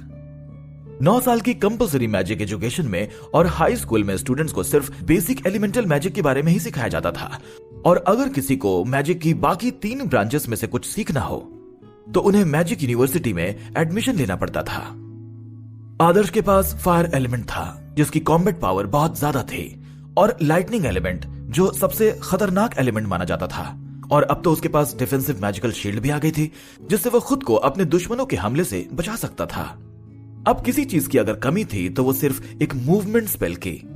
अगर आदर्श को अकेले ही किसी मैजिकल बीस्ट का सामना करना था तो फिर ये ताकत और स्किल होना बहुत जरूरी था। मूवमेंट स्पेल्स में से भी शैडो स्पेल उसके लिए सबसे अच्छी थी। बस मुझे जल्दी ही एक इंटरमीडिएट मैजिशियन बनना है जिससे मैं एक और एलिमेंट जगा सकूं। हे भगवान, काश मुझे शैडो एलिमेंट ही मिले। आदर्श की दिली इच्छा थी कि उसे शैडो एलिमेंट मिले। ज्यादातर लोग प्राइमरी लेवल पर सिर्फ एक ही एलिमेंट जगा पाते थे, लेकिन आदर्श के पास बहुत बड़ा एडवांटेज था। उसने प्राइमरी लेवल पर ही 2 एलिमेंट्स जगा लिए थे। इंटरमीडिएट मैजिशियंस न सिर्फ इंटरमीडिएट लेवल की स्पेल्स सीख सकते हैं, बल्कि दूसरी बार एलिमेंट भी जगा सकते थे, और दूसरा एलिमेंट जगाने के बाद उस मैजिशियन की कॉम्बैट पावर भी अपने आप बढ़ जाती थी। इसका बहुत अच्छा example chief instructor mister Vihan थे। जब आदर्श ने उन्हें पहली बार देखा था तब वो आग की लपटों से खेल रहे थे, मतलब वो एक फायर मैजिशियन थे, लेकिन जब वो गुफा में आए थे तब उनके पीछे विंड विंग्स थे। मतलब ना सिर्फ उन्होंने फायर एलिमेंट कल्टीवेट किया था बल्कि विंड एलिमेंट भी कल्टीवेट किया था।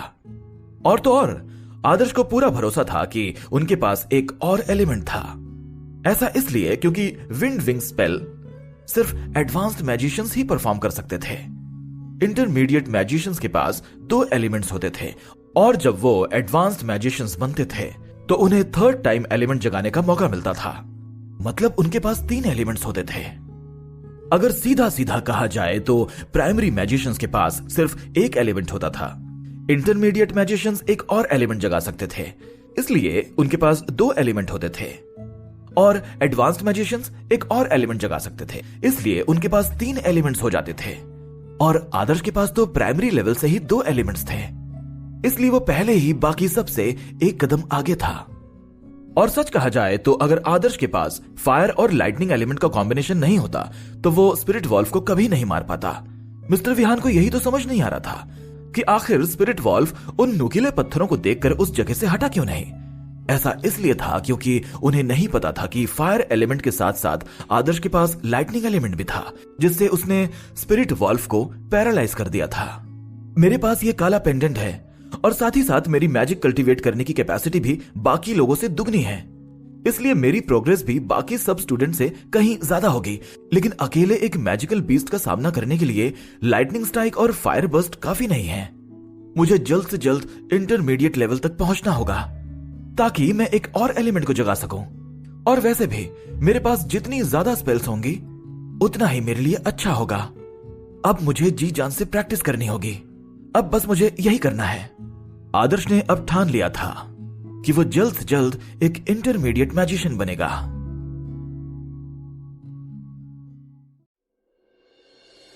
मैजिकल बीस्ट का सामना करके आदर्श समझ चुका था कि उसे जल्द ही एक और एलिमेंट जगाने की जरूरत थी, और वो करने के लिए उसकी कल्टीवेशन स्पीड अब भी बहुत कम थी।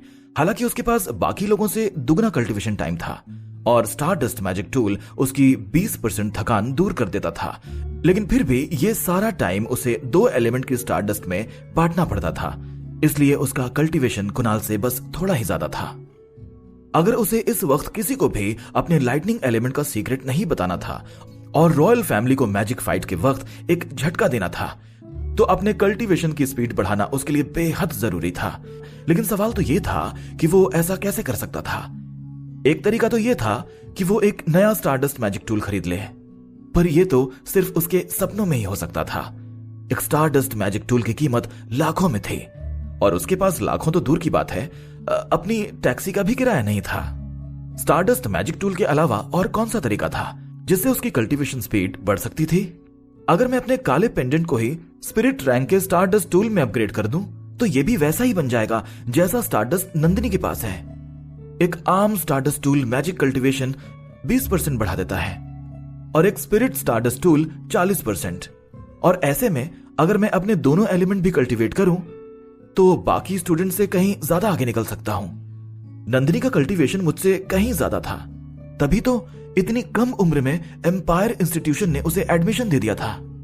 और अगर मैं इतने धीरे धीरे कल्टीवेशन करता रहा तो एक ना एक दिन रॉयल फैमिली के हाथों मारा जाऊंगा। आदर्श को बिल्कुल भी पछतावा नहीं था कि उसने रॉयल फैमिली को अपना दुश्मन बना लिया था, लेकिन वो इतना बेवकूफ भी नहीं था कि खाली हाथ उनसे लड़ने पहुंच जाता। इसलिए वो अपनी कल्टीवेशन स्पीड को बढ़ाने के सारे तरीके सोच रहा था। और इस वक्त जो उसकी कल्टीवेशन स्पीड बढ़ा सकता था वो सिर्फ एक स्टारडस्ट टूल ही था। मिसेस भावना ने उसे पहले ही बताया था कि वो अपना स्टारडस्ट टूल स्पिरिट रैंक पर अपग्रेड कर सकता था, और वो करने के लिए उसे एक मैजिकल बीस्ट की स्पिरिट की जरूरत होती। मैजिकल बीस्ट की स्पिरिट पाते ही उसका स्टारडस्ट टूल अपने आप अपग्रेड हो जाता और साथ ही साथ उसकी कल्टीवेशन स्पीड भी बढ़ जाती। आदर्श जैसे लोगों के लिए जिनकी कल्टीवेशन स्पीड पहले ही दुगनी थी, उसमें 40% का इजाफा आ जाना किसी रॉकेट पर सफर करने जैसा था। मुझे लगता है कि अब बस यही एक तरीका है जिससे मैं अपने स्टारडस्ट टूल को स्पिरिट रैंक पर अपग्रेड कर सकता हूं। अब मैंने ठान लिया है तो मैं इसे अपग्रेड करके ही दम लूंगा। और वैसे भी जब भगवान ने मुझे 2 एलिमेंट्स का वरदान दिया है तो उसका इस्तेमाल ना करना उसे बर्बाद करने से कम नहीं होगा, आदर्श ने मन में सोचा। प्रैक्टिकल्स के बाद अब भी गर्मियों की छुट्टियों का 1 महीना बाकी था और आदर्श ने हंटर्स यूनियन के हेडक्वार्टर्स जाने में बिल्कुल भी देर नहीं की थी। हंटर्स यूनियन एक ऐसा ऑर्गेनाइजेशन था जिसे कई सारे हंटर्स के स्क्वाड्स ने मिलकर बनाया था। हजारों हंटर्स रोजाना अपने लिए मिशंस की तलाश में हेडक्वार्टर्स आया करते थे और इन मिशंस को पूरा करने पर उन्हें कई इनाम मिलते थे। अगर देखा जाए तो आधे से ज्यादा बैटल मैजिशियंस और हंटर्स के लिए यह उनकी रोजी रोटी का जरिया था। वो अपना घर चलाने के लिए अपनी जान खतरे में डालकर ऐसे मिशंस पूरा किया करते थे। और आदर्श भी कुछ पाने के लिए इस हंटर्स हेडक्वार्टर्स में आया था। अगर उसे अपना स्टारडस्ट टूल अपग्रेड करना था तो उसके पास सिर्फ यही एक रास्ता था। उसने बाजार में स्पिरिट एसेंस की कीमत पता की थी और वो करोड़ों में थी। और अगर आदर्श करोड़ों कमाने में लग जाता तो उसकी पूरी जिंदगी निकल जानी थी। इसलिए उसके पास किसी मैजिकल बीस्ट को मारने के अलावा और कोई चारा नहीं था। लेकिन वो ये अकेले नहीं कर सकता था। आदर्श के पास अभी इतनी ताकत और तजुर्बा नहीं था कि वो एक मैजिकल बीस्ट को अकेले हरा सके। इसलिए अब उसे अपने लिए एक हंटर स्क्वाड ढूंढने की जरूरत थी जिनके साथ मिलकर वो मिशंस को पूरा कर सकता था और इनाम भी पा सकता था। हंटर्स यूनियन के सारे मैजिशियंस स्क्वाड में ही काम करते थे। ऐसे बहुत कम मैजिशियंस थे जो अकेले ही मैजिकल बीस्ट का सामना करने जाते थे, क्योंकि मैजिकल बीस्ट बहुत खतरनाक और खूंखार होते थे। इसलिए अकेले उनका सामना करना बहादुरी नहीं बल्कि बेवकूफी मानी जाती थी। सिर्फ एडवांस्ड मैजिशियंस ही ऐसा खतरा उठा सकते थे, और कई बार तो वो भी अपनी जान से हाथ धो बैठते थे। हंटर्स यूनियन हेडक्वार्टर्स एक बहुत बड़ी जादुई बिल्डिंग थी। यहां कोई लिफ्ट नहीं थी, बल्कि यहां की सीढ़ियां यहां से वहां घूमती रहती थी और लिफ्ट का काम करती थी। यहां हवा में डॉक्यूमेंट्स उड़ते रहते थे और अपनी सही जगह पहुंच जाते थे। इसकी सीलिंग किसी सीमेंट की नहीं बनी थी, बल्कि ऊपर देखने पर खुला आसमान दिखाई देता था, जिसमें हजारों लाखों तारे थे। इसके ग्राउंड फ्लोर पर एक बहुत बड़ा हॉल था, जहां हंटर्स और बैटल मैजिशियंस की भीड़ हमेशा ही लगी रहती थी। इस हॉल को देखकर किसी बड़े से बाजार की याद आ जाती थी। बस अंतर इतना था कि यहां सामान नहीं मिलता था, बल्कि हंटर्स और बैटल मैजिशियंस मिलते थे। और जब भी शहर में या शहर के आसपास कोई खतरा होता था, तो इस जादुई बिल्डिंग में अपने आप एक इमरजेंसी अलार्म बजने लग जाता था, जिससे हंटर्स और बैटल मैजिशियंस को उस खतरे का पता चल जाता था। जब आदर्श इस जादुई बिल्डिंग के हॉल में अंदर आया, वो ये सब देखकर चकरा गया था। उसने इतनी ज्यादा हलचल पहली बार देखी थी। बैटल मैजिशियंस अपने लंबे लंबे चोगे पहनकर यहां से वहां जा रहे थे। हर इंसान कुछ ना कुछ करने में लगा हुआ था, किसी के पास रुकने तक का भी वक्त नहीं था। आदर्श ये सब देखकर चौंक गया था।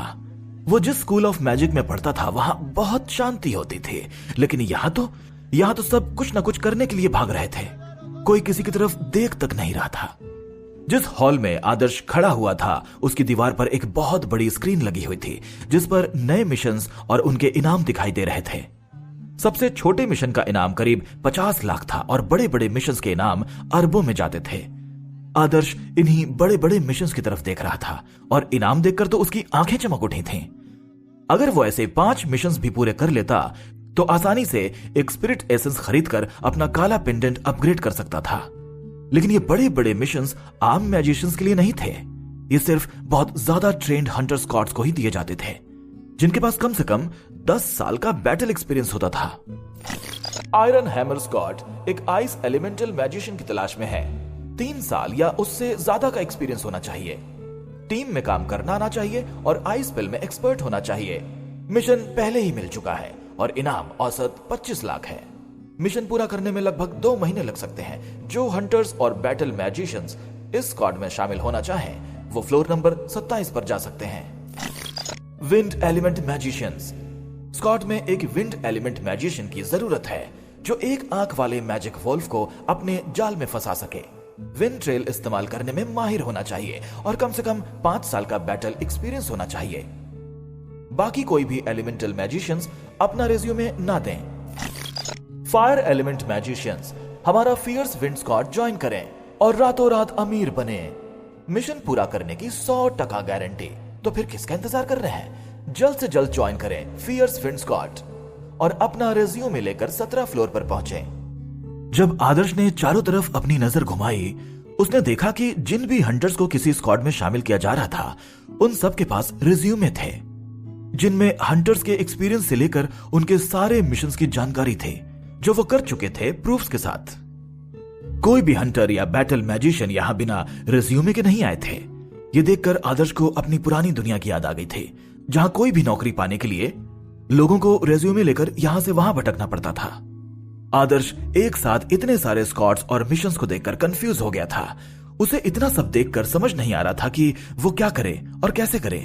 उसके पास तो रिज्यूमे भी नहीं था, और रिज्यूमे पर वो लिखता भी क्या? देखने से तो ऐसा लग रहा था कि जो मैजिशियन अभी अपग्रेड हुए थे, उन्हें कोई भी अपने स्क्वाड में नहीं ले रहा था। और लेता भी क्यों? मैजिकल बीस्ट के साथ उनका तजुर्बा बहुत कम था। बैटल में एक छोटी सी गलती और वो अपनी जान से हाथ धो बैठते। इसलिए कोई भी स्क्वाड उन्हें अपने मिशन में शामिल नहीं कर रहा था। और आदर्श तो अभी ग्रेजुएट भी नहीं हुआ था। वो तो अभी हाई स्कूल के सेकेंड ईयर में था। लोगों को पता चलता तो वो उसे धक्का मार के यहां से निकाल देते। वो समझ गया था कि उसका किसी स्क्वाड में शामिल होना बहुत मुश्किल था। शिट, मुझे क्या पता था कि हंटर बनने के लिए इतने सारे डॉक्यूमेंट्स और एक्सपीरियंस की जरूरत होती है, उसने गुस्से में कहा। जब आदर्श ये बोल रहा था, तभी अचानक सामने से एक इंसान आया और उससे टकरा गया। सॉरी, मैंने देखा नहीं। वो सिटी हंटर टीम में अपने स्क्वाड में मैजिशियंस को शामिल कर रही है, इसलिए मैं वहीं जाने की जल्दी में था। मुझे माफ करना, मैं तुमसे टकरा गया। एक दुबला पतला लड़का जो बहुत हड़बड़ी में था और मोटे मोटे चश्मे पहने हुआ था। उसने कहा, सिटी हंटर टीम? आदर्श यहां पहली बार आया था और उसे यहां के बारे में अभी कुछ भी नहीं पता था। हाँ, क्या तुम उन्हें नहीं जानते? वो शहर के अंदर के खतरों का सामना करते हैं।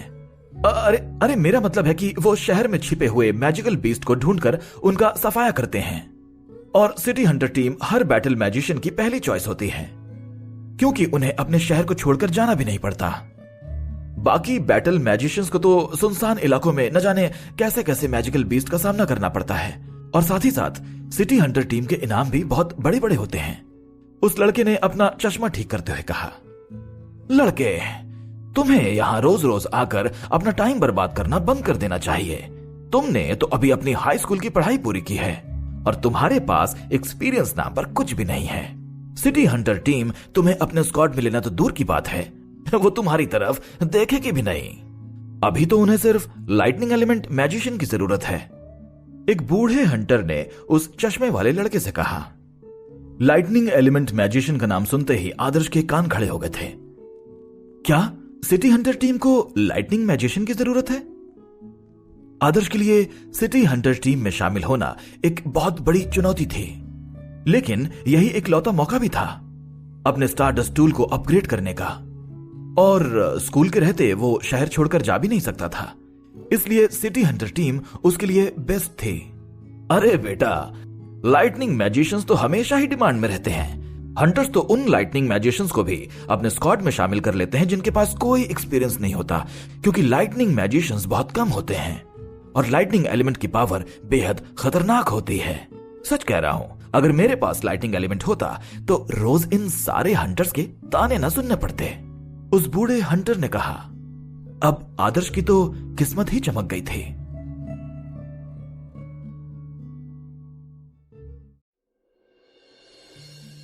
लाइटनिंग मैजिशियंस हंटर यूनियन में बहुत पॉपुलर थे। ऐसा इसलिए क्योंकि 1000 लोगों में से सिर्फ एक ही कोई लाइटनिंग मैजिशियन बन सकता था। लाइटनिंग स्पेल की पावर फायर एलिमेंट के बराबर ही थी और साथ ही साथ मैजिकल बीस्ट को पैरालाइज भी कर सकती थी। ऐसे में अगर कोई लाइटनिंग मैजिशियन मैजिकल बीस्ट को पैरालाइज कर देता था तो स्कॉट के बाकी हंटर्स को मैजिकल बीस्ट का नाम तमाम करने में ज्यादा वक्त और मेहनत नहीं लगती थी। इसलिए सारे हंटर स्क्वाड्स लाइटनिंग मैजिशियंस के लिए कुछ सीट्स रिजर्व रखते थे। चलो, मुझे अपने स्टारडस्ट टूल को अपग्रेड करने का तरीका तो मिल गया। अब बस ये लोग किसी तरह मुझे स्क्वाड में शामिल कर लें, लेकिन मुझे सब कुछ संभल कर करना होगा। यहां मैं किसी को अपनी असलियत नहीं बता सकता। अगर किसी को भी पता चला कि मेरे पास 2 एलिमेंट्स हैं तो मैं परेशानी में पड़ सकता हूं, और यहां मुझे अपनी उम्र से बड़ा दिखना भी जरूरी है। ये एक स्कूल में पढ़ने वाले बच्चे को अपने स्क्वाड में शामिल नहीं करेंगे, इसलिए मुझे यहां अपनी पहचान बदलकर काम करना होगा। आदर्श ने सोचते हुए यहां वहां देखा और तभी उसे याद आया कि उसके पास राख रखी हुई थी। आदर्श के लिए अपना हुलिया बदलना कोई कठिन काम नहीं था। उसने राख से अपने मुंह को काला कर लिया और एक काले रंग की हुडी पहन ली। हुडी पहनने से उसका पूरा लुक ही बदल गया था और मुंह पर राख लगा लेने से वो किसी आदिवासी जैसा दिख रहा था। अब तो कोई भी उसे नहीं पहचान सकता था। वो जल्दी ही 23rd फ्लोर पर पहुंच गया था, जहां सिटी हंटर टीम के इंटरव्यूज चल रहे थे। वहां जाते ही उसकी नजरें लोगों की लंबी लाइन पर पड़ी जो सिटी हंटर टीम में वहां शामिल होने के लिए आए थे। इतनी लंबी लाइन देखते ही आदर्श के पसीने छूट गए थे। ये लाइन तो किसी सरकारी ऑफिस की लाइन से भी लंबी है, लेकिन मेरे पास लाइन में लगने के अलावा और कोई चारा भी तो नहीं है। पहले तो मैं इंटरव्यू का पहला लेवल पास करता हूं, फिर आगे की सोचूंगा। और देखने से तो ऐसा लग रहा है कि एक बहुत सुंदर लड़की इंटरव्यू ले रही है। भगवान, आप तो बहुत अच्छे हैं, अभी से मुझ पर मेहरबान हैं। आदर्श ने खुशी से कहा। ये सारे मैजिशियंस किसी भी काम के नहीं हैं। क्या इन बेवकूफों को यह लगता है कि हम सिटी हंटर टीम के मैजिशियंस को सिर्फ बैठकर खाने के पैसे दिए जाते हैं? इन्होंने तो इंटरव्यूज का मजाक बना रखा है। एक लंबे चौड़े आदमी ने गुस्से से लाल होकर कहा। कैप्टन, आप बिल्कुल भी परेशान न हो। हमारी टीम में शामिल होने के लिए कई सारे मैजिशियंस यहां आए हुए हैं। हमें कोई ना कोई अच्छा मैजिशियन तो मिल ही जाएगा। एक स्टाइलिश कैप लगाए हुए इंसान ने कहा। कैप्टन, इस मैजिशियन का रिज्यूमे बहुत अच्छा है। इसने विंड ट्रेल का दूसरा लेवल फ्लैश स्टेप्स एक्टिवेट कर लिया है। और इसके पास 3 साल का बैटल एक्सपीरियंस भी है। हम इसका इस्तेमाल मैजिकल बीस्ट को फंसाने के लिए कर सकते हैं, उस लंबे चौड़े आदमी के पीछे खड़ी हुई लड़की ने कहा। जब टीम में मैं एक विंड मैजिशियन पहले से मौजूद हूं तो फिर इस टीम को दूसरे विंड मैजिशियन की क्या जरूरत है? एक लंबे बाल वाले हैंडसम लड़के ने कहा। ये लोग अभी सिर्फ ऑप्शंस हैं, मैंने अभी इनमें से किसी को भी नहीं चुना है, कैप्टन ने कहा। सच तो यह है कि जितने भी बड़े बड़े मैजिशियंस हैं उन्होंने अपना खुद का स्क्वाड बना लिया है और इसलिए यहां बड़े बड़े मैजिशियंस बहुत कम आते हैं। मैं तो कहता हूं कि हमें उस फायर मैजिशियन को अपनी टीम में शामिल करने के बारे में सोच लेना चाहिए। वो बेहद चालाक है और अपने फायर एलिमेंट से मैजिकल बीस्ट का सामना भी कर सकता है। आपका इस बारे में क्या ख्याल है कैप्टन? लंबे बाल वाले हैंडसम विंड मैजिशियन ने कहा। मुझे लगता है कि अब हमारे पास यही एक रास्ता है, कैप्टन ने हार मानते हुए कहा। जैसे ही कैप्टन ने अपनी बात पूरी की, एक लड़की उनकी तरफ बहुत तेजी से आई और उनसे टकरा गई। ये वही लड़की थी जो मैजिशियंस का इंटरव्यू ले रही थी। Sorry sir, sorry. वो लड़की इतना तेज भाग कर आई थी कि उसके गाल लाल हो गए थे। सर, वो एक लाइटनिंग मैजिशियन हमारी टीम में शामिल होना चाहता है, उसने हांफते हुए कहा। क्या ये सच है? चलो वहीं चलकर देखते हैं। लाइटनिंग मैजिशियन का नाम सुनते ही उस हट्टे कट्टे कैप्टन की एनर्जी वापस आ गई थी। स्कॉट के बाकी लोगों की आंखें भी चमक उठी थीं। उनकी सिटी हंटर टीम शहर में बहुत फेमस थी, लेकिन इसका मतलब यह नहीं था कि लाइटनिंग मैजिशियंस उनकी टीम में शामिल होने के लिए आते थे। लाइटनिंग मैजिशियंस हमेशा एलीट हंटर स्क्वाड में शामिल होते थे, क्योंकि हर एलीट स्क्वाड छोटे से छोटे लाइटनिंग मैजिशियंस को भी अपने स्क्वाड में शामिल कर लेता था। ऐसा इसलिए था क्योंकि लाइटनिंग मैजिशियंस बहुत कम होते थे। अगर उन्हें मशाल लेकर भी ढूंढा जाता तो भी वो नहीं मिलते। और ज्यादातर लाइटनिंग मैजिशियंस को तो बड़ी बड़ी फैमिलीज और ऑर्गेनाइजेशंस अपने फायदे के लिए ले जाते थे, और ऐसे में उन्हें एक लाइटनिंग मैजिशियन का मिलना बहुत किस्मत की बात थी। क्या यही है वो लाइटनिंग मैजिशियन? कैप्टन बेकार मैजिशियंस को देखकर थक चुका था, इसलिए जल्द से जल्द एक अच्छे मैजिशियन को अपनी टीम में शामिल करना चाहता था। जी कैप्टन, यही है। क्या आप खुद इसका इंटरव्यू लेंगे? उस लड़की ने हिचकिचाते हुए पूछा। इंटरव्यू? तुम किस इंटरव्यू की बात कर रही हो? कैप्टन ने उस लड़की की तरफ मुड़कर कहा। कैप्टन की यह बात सुनकर इंटरव्यू लेने वाली लड़की और स्कॉट के बाकी लोग कंफ्यूज हो गए थे। अगर कैप्टन को खुद उस लाइटनिंग मैजिशियन का इंटरव्यू नहीं लेना था तो वो यहां पर आए क्यों? स्कॉट के एक मेंबर ने कहा। इतनी देर में कैप्टन वहां पहुंच गए थे जहां आदर्श खड़ा हुआ था और उससे पूछा, क्या तुम ही लाइटनिंग मैजिशियन हो? आदर्श ने इस लंबे चौड़े आदमी को ऊपर से लेकर नीचे तक देखा और चुटकी में उसकी उंगलियों के बीच एक लाइटनिंग आर्क आ गई थी और उस छोटी सी आर्क लगने से टेबल में छेद हो गया था। जैसे ही उस हट्टे कट्टे कैप्टन ने यह देखा, उसका चेहरा खुशी से खिल उठा। तुम लोग, हाँ तुम लोग, तुम्हें अब इस लाइन में लगने की जरूरत नहीं है। हमें हमारा बैटल मैजिशियन मिल चुका है। अब तुम सब यहां से जा सकते हो। कैप्टन ना सिर्फ एक तगड़ा आदमी था बल्कि बहुत तेज तर्रार भी था। उसकी आवाज बिल्कुल उसकी पर्सनालिटी से मिलती जुलती थी, एकदम बुलंद आवाज। जैसे ही कैप्टन ने यह कहा, लाइन में जितने भी लोग खड़े थे सब जोर जोर से चिल्लाने लगे। शिट, लेकिन क्यों? मेरा तो अभी इंटरव्यू भी नहीं हुआ है। हाँ, मैं भी बहुत ताकतवर हूं। मैं सिर्फ 4 सेकंड में ही अपनी स्पेल पूरी कर सकता हूं। यह तो सरासर नाइंसाफी है। हम यहां कितनी देर से खड़े हैं और आपने तो हमारी तरफ देखा तक नहीं। आपने तो उस लड़के का इंटरव्यू भी नहीं लिया। आप ऐसा नहीं कर सकते, ये बिल्कुल गलत है। सभी लोग अपने अपने तरीके से शिकायतें कर रहे थे। वो सब यहां इस टीम में शामिल होने की उम्मीद लेकर आए थे। क्या तुम सब में भी कोई लाइटनिंग मैजिशियन है?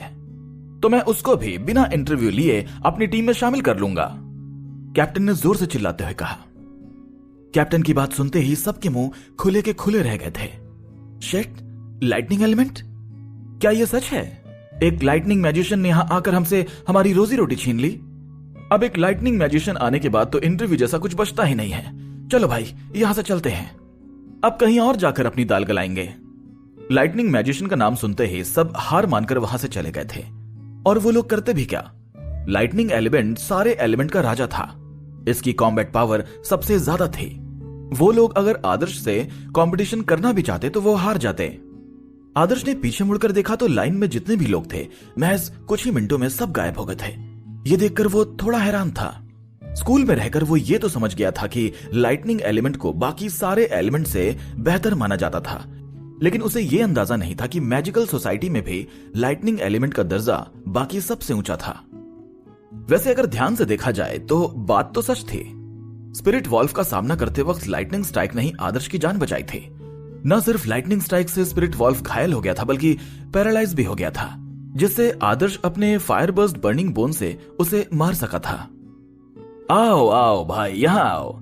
हमारी सिटी हंटिंग टीम में तुम्हारा स्वागत है।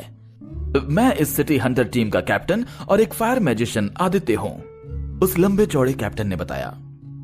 मेरा नाम बरखा है, मैं एक वाटर मैजिशियन हूं, एक छोटी हाइट की लड़की ने मुस्कुराते हुए कहा। हेलो, मैं वरुण हूं, विंड एलिमेंट। हमारी टीम में तुम्हारा स्वागत है, लंबे बालों वाले हैंडसम लड़के ने पूरे कॉन्फिडेंस के साथ कहा। मैं पृथ्वी हूं, मैं एक अर्थ मैजिशियन हूं, तुमसे मिलकर खुशी हुई, एक गोल चेहरे वाले आदमी ने कहा। आदर्श देखकर ही बता सकता था कि ये सारे मैजिशियंस उम्र में उससे कुछ साल ही बड़े थे। ये सब उसके लिए नया था, लेकिन फिर भी उसने सिचुएशन में ढलने की कोशिश की और खुद को इंट्रोड्यूस करते हुए बोला, मैं आदर्श हूं, आप सबसे मिलकर मुझे बहुत खुशी हुई। आदर्श यहां किसी को अपना असली नाम नहीं बता सकता था, इसलिए उसने अपने नाम से मिलता जुलता एक नाम उन सबको बता दिया।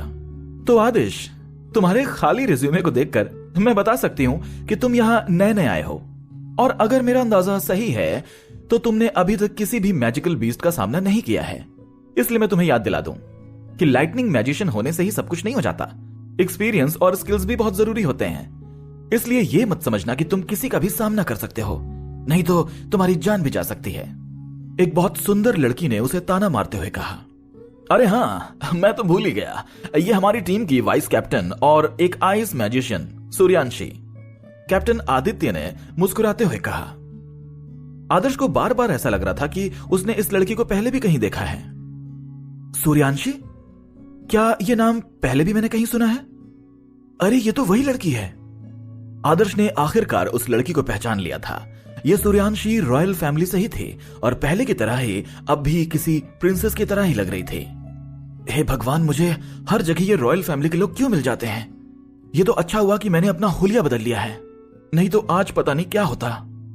अब तो जल्द से जल्द मुझे इस शहर से पीछा छुड़ाना है, आदर्श ने मन ही मन कहा।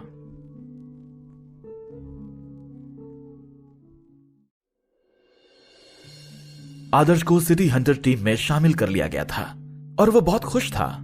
यही एक रास्ता था जो उसे जल्द से जल्द एक इंटरमीडिएट मैजिशियन बना सकता था और साथ ही साथ उसे मैजिकल बीस्ट से लड़ने का अच्छा खासा एक्सपीरियंस भी हो जाता।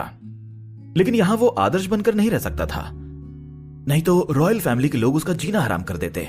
इसलिए अपनी असली पहचान छुपाने के लिए उसने अपना नाम आदर्श से आदिश रख लिया था और हुलिया भी बदल लिया था। आदर्श का सिटी हंटर टीम के साथ काम करने का आज पहला दिन था और सब उससे बिल्कुल अपने छोटे भाई की तरह ही बर्ताव कर रहे थे। वो बहुत खुश था कि टीम में उससे कोई भी चिढ़ता नहीं है, बस वो सूर्यांशी थी जो उसे टीम के लायक ही नहीं मानती थी। लेकिन आदर्श जल्दी ही उसका वो डाउट भी दूर करने वाला था। तो ठीक है आदर्श, क्योंकि तुम हमारी टीम में शामिल हो चुके हो, इसलिए जल्द ही हम तुम्हें सिटी हंटर टीम की एक आईडी देंगे और फिर तुम शहर में जहां भी जाओ तो उसे दिखाकर अपना काम करवा सकते हो। कैप्टन आदित्य ने आदर्श से कहा। क्या कैप्टन, मुझे आईडी मिलेगी? आदर्श हैरान होकर पूछा। जरूर मिलेगी, आखिर तुम भी तो अब सिटी हंटर टीम के एक सदस्य हो, अर्थ मैजिशियन पृथ्वी ने कहा। और अब तुम कुछ फायदों की आदत डाल ही लो। सिटी हंटर टीम में होने के कई फायदे होते हैं।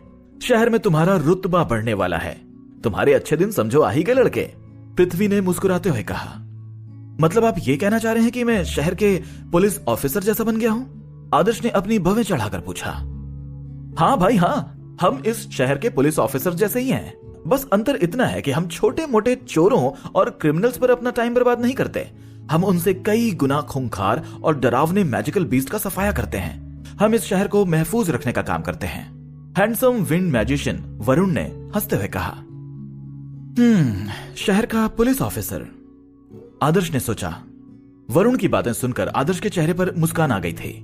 उसे ऐसा लग रहा था मानो वो कोई सुपर हीरो बन गया है और उसका सिर्फ एक काम है, इस शहर में रहने वाले लोगों की रक्षा करना। हाँ, एक बात और, अब वो बिना किसी टेंशन के कई लड़कियों से फ्लर्ट भी कर सकता था और कोई इसे पहचानता भी नहीं। आदर्श बहुत जल्दी ही टीम के सारे मेंबर्स के साथ घुल मिल गया था। अर्थ मैजिशियन पृथ्वी टीम के सबसे पुराने और सबसे ज्यादा अनुभवी मेंबर थे, इसलिए वो आदर्श को उसकी ड्यूटी समझा रहे थे, टीम के मिशन के बारे में भी बता रहे थे। बाकी सारे टीम मेंबर्स भी उन्हीं के साथ बैठे हुए थे और ये सारी बातें सुन रहे थे। हेडक्वार्टर्स का माहौल बहुत अच्छा था। हेलो, हाँ बोल रहा हूं। क्या तुमने मुझे ये बात पहले क्यों नहीं बताई? लोगों की जिंदगियां क्या तुम्हारे लिए मजाक लगती हैं? वो पुलिस ऑफिसर किसी भी काम के नहीं हैं। जब आदर्श और बाकी के टीम मेंबर्स हंसी मजाक कर रहे थे, तब कैप्टन आदित्य की गुस्से भरी आवाज सुनाई दी। उनका चेहरा गुस्से से लाल हो गया था। वरुण, पृथ्वी और बाकी के टीम मेंबर्स जो अब तक आदर्श के साथ मस्ती मजाक कर रहे थे, कैप्टन आदित्य की बात सुनकर सीरियस हो गए थे और उनकी नजर कैप्टन पर ही टिकी हुई थी। इसी वक्त पृथ्वी आदर्श की तरफ मुड़ा और उससे धीमी आवाज में बोला, हम लोग तो तुम्हें चाय समोसे खिलाने ले जाने वाले थे, लेकिन किसने सोचा था कि तुम जैसे ही टीम में आओगे हमें काम मिल जाएगा। अगर मैं गलत नहीं हूं तो ये एसजेसी मिडिल स्कूल के हिलने वाले कैफेटेरिया का मामला है। कैप्टन की बातें सुनकर तो यही लग रहा है कि हमें आज ही इस मिशन पर जाना पड़ेगा। हिलने वाला कैफेटेरिया? आदर्श हैरान भी था और कंफ्यूज्ड भी। ये कौन सा नया स्यापा है? मैंने तो कभी नहीं सुना किसी हिलने वाले कैफेटेरिया के बारे में। खैर, मेरे लिए तो अच्छा ही है। जितने जल्दी मैं जितने ज्यादा मिशन पूरे करूंगा, उतने जल्दी ही मैं अपना स्टारडस्ट टूल अपग्रेड कर पाऊंगा। आदर्श सोच में पड़ गया था। अरे रुको, मैं तुम्हें पूरा केस शुरू से बताता हूं। एसजेसी मिडिल स्कूल का कैफेटेरिया हर रात हिलता है। मतलब मान लो वहां रहने वाले लोगों को ऐसा महसूस होता है कि वहां भूकंप आ रहा हो, लेकिन यह सिर्फ उतनी ही जगह में होता है जहां यह कैफेटेरिया है, बाकी कहीं नहीं। पहले तो स्कूल वालों को लगा कि आसपास कहीं कंस्ट्रक्शन चल रहा होगा, इसलिए ऐसा हो रहा होगा, लेकिन जब उन्होंने जांच पड़ताल की तो पता लगा कि वहां आसपास कहीं भी कोई कंस्ट्रक्शन का काम नहीं हो रहा था। और सबसे ज्यादा ध्यान देने वाली बात तो यह है कि एसजेसी मिडिल स्कूल की लड़कियों में एक अफवाह फैली हुई है। पृथ्वी ने फुसफुसाते हुए आदर्श को सब कुछ समझाया। अफवाह फैली हुई है? एक मिनट, क्या आपने एसजेसी मिडिल स्कूल का नाम लिया? आदर्श को जैसे ही कुछ याद आया उसने पूछा। हाँ, वो एक गर्ल्स मैजिक स्कूल है और बहुत फेमस है। उन सब की जान खतरे में है, इसलिए शायद आज ही हमें इस मिशन पर जाना होगा। पृथ्वी ने फिर से सीरियस होते हुए कहा। आदर्श के लिए यह बहुत बड़ा झटका था। ऐसा इसलिए क्योंकि उसकी छोटी बहन राधा भी इसी मैजिक स्कूल में पढ़ती थी और 2 महीने पहले जब आदर्श ने उससे फोन पर बात की थी तो राधा ने उसे बताया था कि उसके स्कूल का कैफेटेरिया बहुत डरावना है और अब पृथ्वी कह रहा था कि उस स्कूल में आने वाले सारे लोगों की जान खतरे में थी। आदर्श के लिए उसकी छोटी बहन राधा ही सब कुछ थी। उसने हमेशा आदर्श का साथ दिया था, इसलिए आदर्श ने भी उससे वादा किया था कि वो कभी भी उस पर कोई भी आंच नहीं आने देगा। तो फिर ठीक है, तय रहा। हमारी टीम स्कूल में तभी आएगी जब वहां पर स्टूडेंट्स नहीं होंगे। अब आप फिक्र मत कीजिए, हम लोग आपकी इस परेशानी का कोई ना कोई हल जरूर निकाल लेंगे, लेकिन आगे से ध्यान रखिएगा कि हमारे पास खबर आने में इतनी देर ना हो, वरना हम भी कुछ नहीं कर पाएंगे। कैप्टन आदित्य ने यह बोलकर फोन रख दिया और उनके चेहरे से साफ साफ समझ में आ रहा था कि मामला कितना गंभीर था। एसजेसी मिडिल स्कूल से फोन था। यह वही हिलने वाले कैफेटेरिया का मामला है। एक बुरी खबर है, वहां से एक और लड़की गायब हो गई है और इस बार तो स्कूल के कैफेटेरिया के पास वाले हॉल से ही गायब हुई है। कैप्टन आदित्य ने सारे टीम मेंबर्स को बताया। यह बात सुनकर सबके एक्सप्रेशंस बदल गए थे। कुछ महीनों पहले एसजेसी मिडिल स्कूल से एक लड़की के गायब होने की खबर आई थी, लेकिन उस वक्त किसी को भी यह नहीं पता था कि वो लड़की स्कूल से गायब हुई थी या फिर कहीं और से। इसलिए वो मामला शहर की पुलिस को दे दिया गया था। कुछ महीनों बाद भी उस लड़की का कोई नामो निशान नहीं था। यह खबर अखबारों में भी छपी थी, लेकिन लोग इसके बारे में जल्दी ही भूल गए थे। इस शहर में करोड़ों लोग रहते थे और रोज कोई ना कोई गायब होता रहता था, इसलिए पुलिस के लिए यह कोई बड़ी बात नहीं थी और इसी के चलते उन्होंने मामले की ज्यादा जांच पड़ताल भी नहीं की थी। आदित्य और उसकी टीम एक बार पहले एसजेसी मिडिल स्कूल जा चुके थे, लेकिन उस वक्त स्कूल उस बात को बढ़ाना नहीं चाहता था, इसलिए उन्होंने सिटी हंटर टीम को इस मामले में शामिल नहीं किया था और उन्हें वहां से खाली हाथ लौट कर आना पड़ा था। और अब लगभग 6 महीने बाद फिर से एक लड़की गायब हो गई थी और ये लड़की तो स्कूल से ही गायब हुई थी, इसलिए अब सिटी हंटर टीम की मदद लेने के अलावा स्कूल के पास और कोई भी चारा नहीं था। शायद अगर पहले ही स्कूल वालों ने सिटी हंटर टीम को अपना काम करने दिया होता तो एक और लड़की गायब नहीं होती। लेकिन अब कंडीशन अलग थी। स्कूल वाले समझ चुके थे कि अगर वो इस बात को दबाने की कोशिश करते तो उनके खिलाफ कार्रवाई की जा सकती थी। कैप्टन, ये तो किसी के गायब होने का मामला है ना, तो फिर उन्हें तो पुलिस के पास जाना चाहिए। इसमें सिटी हंटर टीम का क्या काम? पिछली बार जब हम वहां पर गए थे तो उन्होंने तो हमें उल्टे पैर वापस भेज दिया था, तो अब क्यों जाएं हम? बरखा ने चिढ़ते हुए आदित्य से पूछा। एक लाइटनिंग मैजिशियन को वहां पर कुछ पैरों के निशान मिले हैं जो इंसानों के नहीं हैं, इसलिए अब ये हमारा मामला है और वो हमारे साथ कैसा भी बर्ताव करें। इस शहर के लोगों की रक्षा करना हमारी जिम्मेदारी है और हम इससे पीछे नहीं हटेंगे, आदित्य ने सीरियसली कहा। टीम के सारे मेंबर्स ये बात सुनकर शांत हो गए थे, सिर्फ विंड मैजिशियन वरुण को छोड़कर।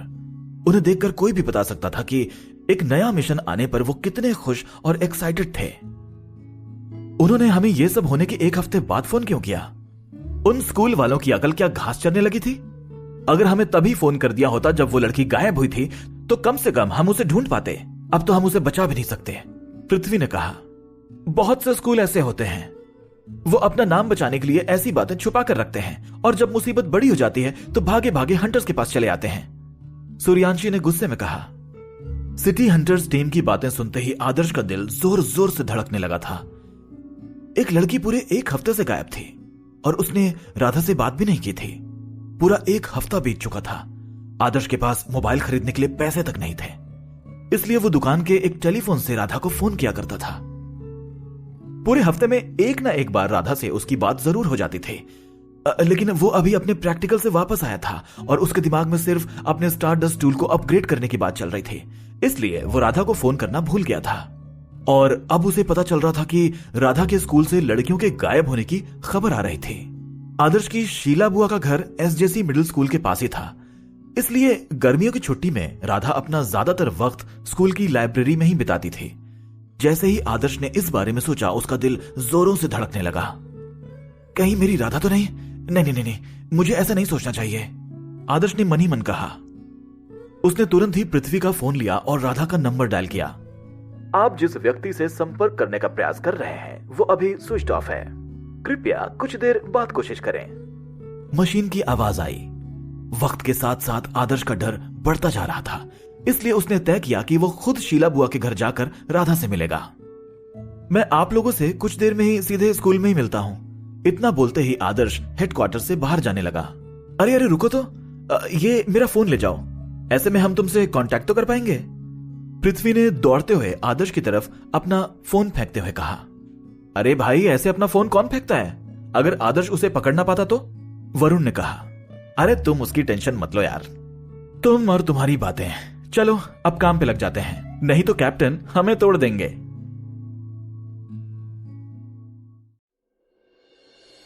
जब से आदर्श को पता चला था कि उसकी छोटी बहन राधा के स्कूल में लड़कियां गायब हो रही हैं, उसकी चिंता का कोई ठिकाना नहीं था। वो तुरंत ही हेडक्वार्टर से अपनी बुआ के घर जाने के लिए निकल गया। अभी वो टैक्सी में ही बैठा हुआ था और अपनी बुआ शीला के घर जाने के रास्ते पर ही था। इस हफ्ते प्रैक्टिकल्स के चलते राधा से उसकी बात ही नहीं हो पाई थी, इसलिए वो और भी ज्यादा परेशान हो गया था। भाई थोड़ा तेज चलाओ ना, मुझे जल्दी पहुंचना है, आदर्श ने ड्राइवर से कहा। लड़के, अगर मैंने इससे ज्यादा तेज चलाया तो पुलिस हमें ओवर स्पीडिंग के लिए रोक लेगी, फिर क्या चालान तुम दोगे? ड्राइवर ने ताना मारते हुए कहा। आदर्श ड्राइवर की बात सुनकर चुपचाप बैठ गया। वो राधा को लेकर बहुत चिंता में था और बस जल्दी से जल्दी अपनी बुआ के घर पहुंचना चाहता था। रास्ते भर उसके दिमाग में बुरे बुरे ख्याल आ रहे थे, जिससे उसका डर और ज्यादा बढ़ते जा रहा था। आदर्श अपनी मां को पहले ही खो चुका था, अब वो अपनी बहन को नहीं खोना चाहता था। करीब 1 घंटे के लंबे इंतजार के बाद आखिर उस टैक्सी ड्राइवर ने आदर्श को उसकी बुआ के घर पहुंचा ही दिया।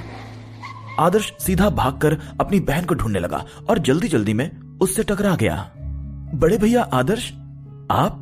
बुआ ने तो कहा था कि आप 15 दिन बाद आएंगे, लेकिन आप तो आज ही आ गए।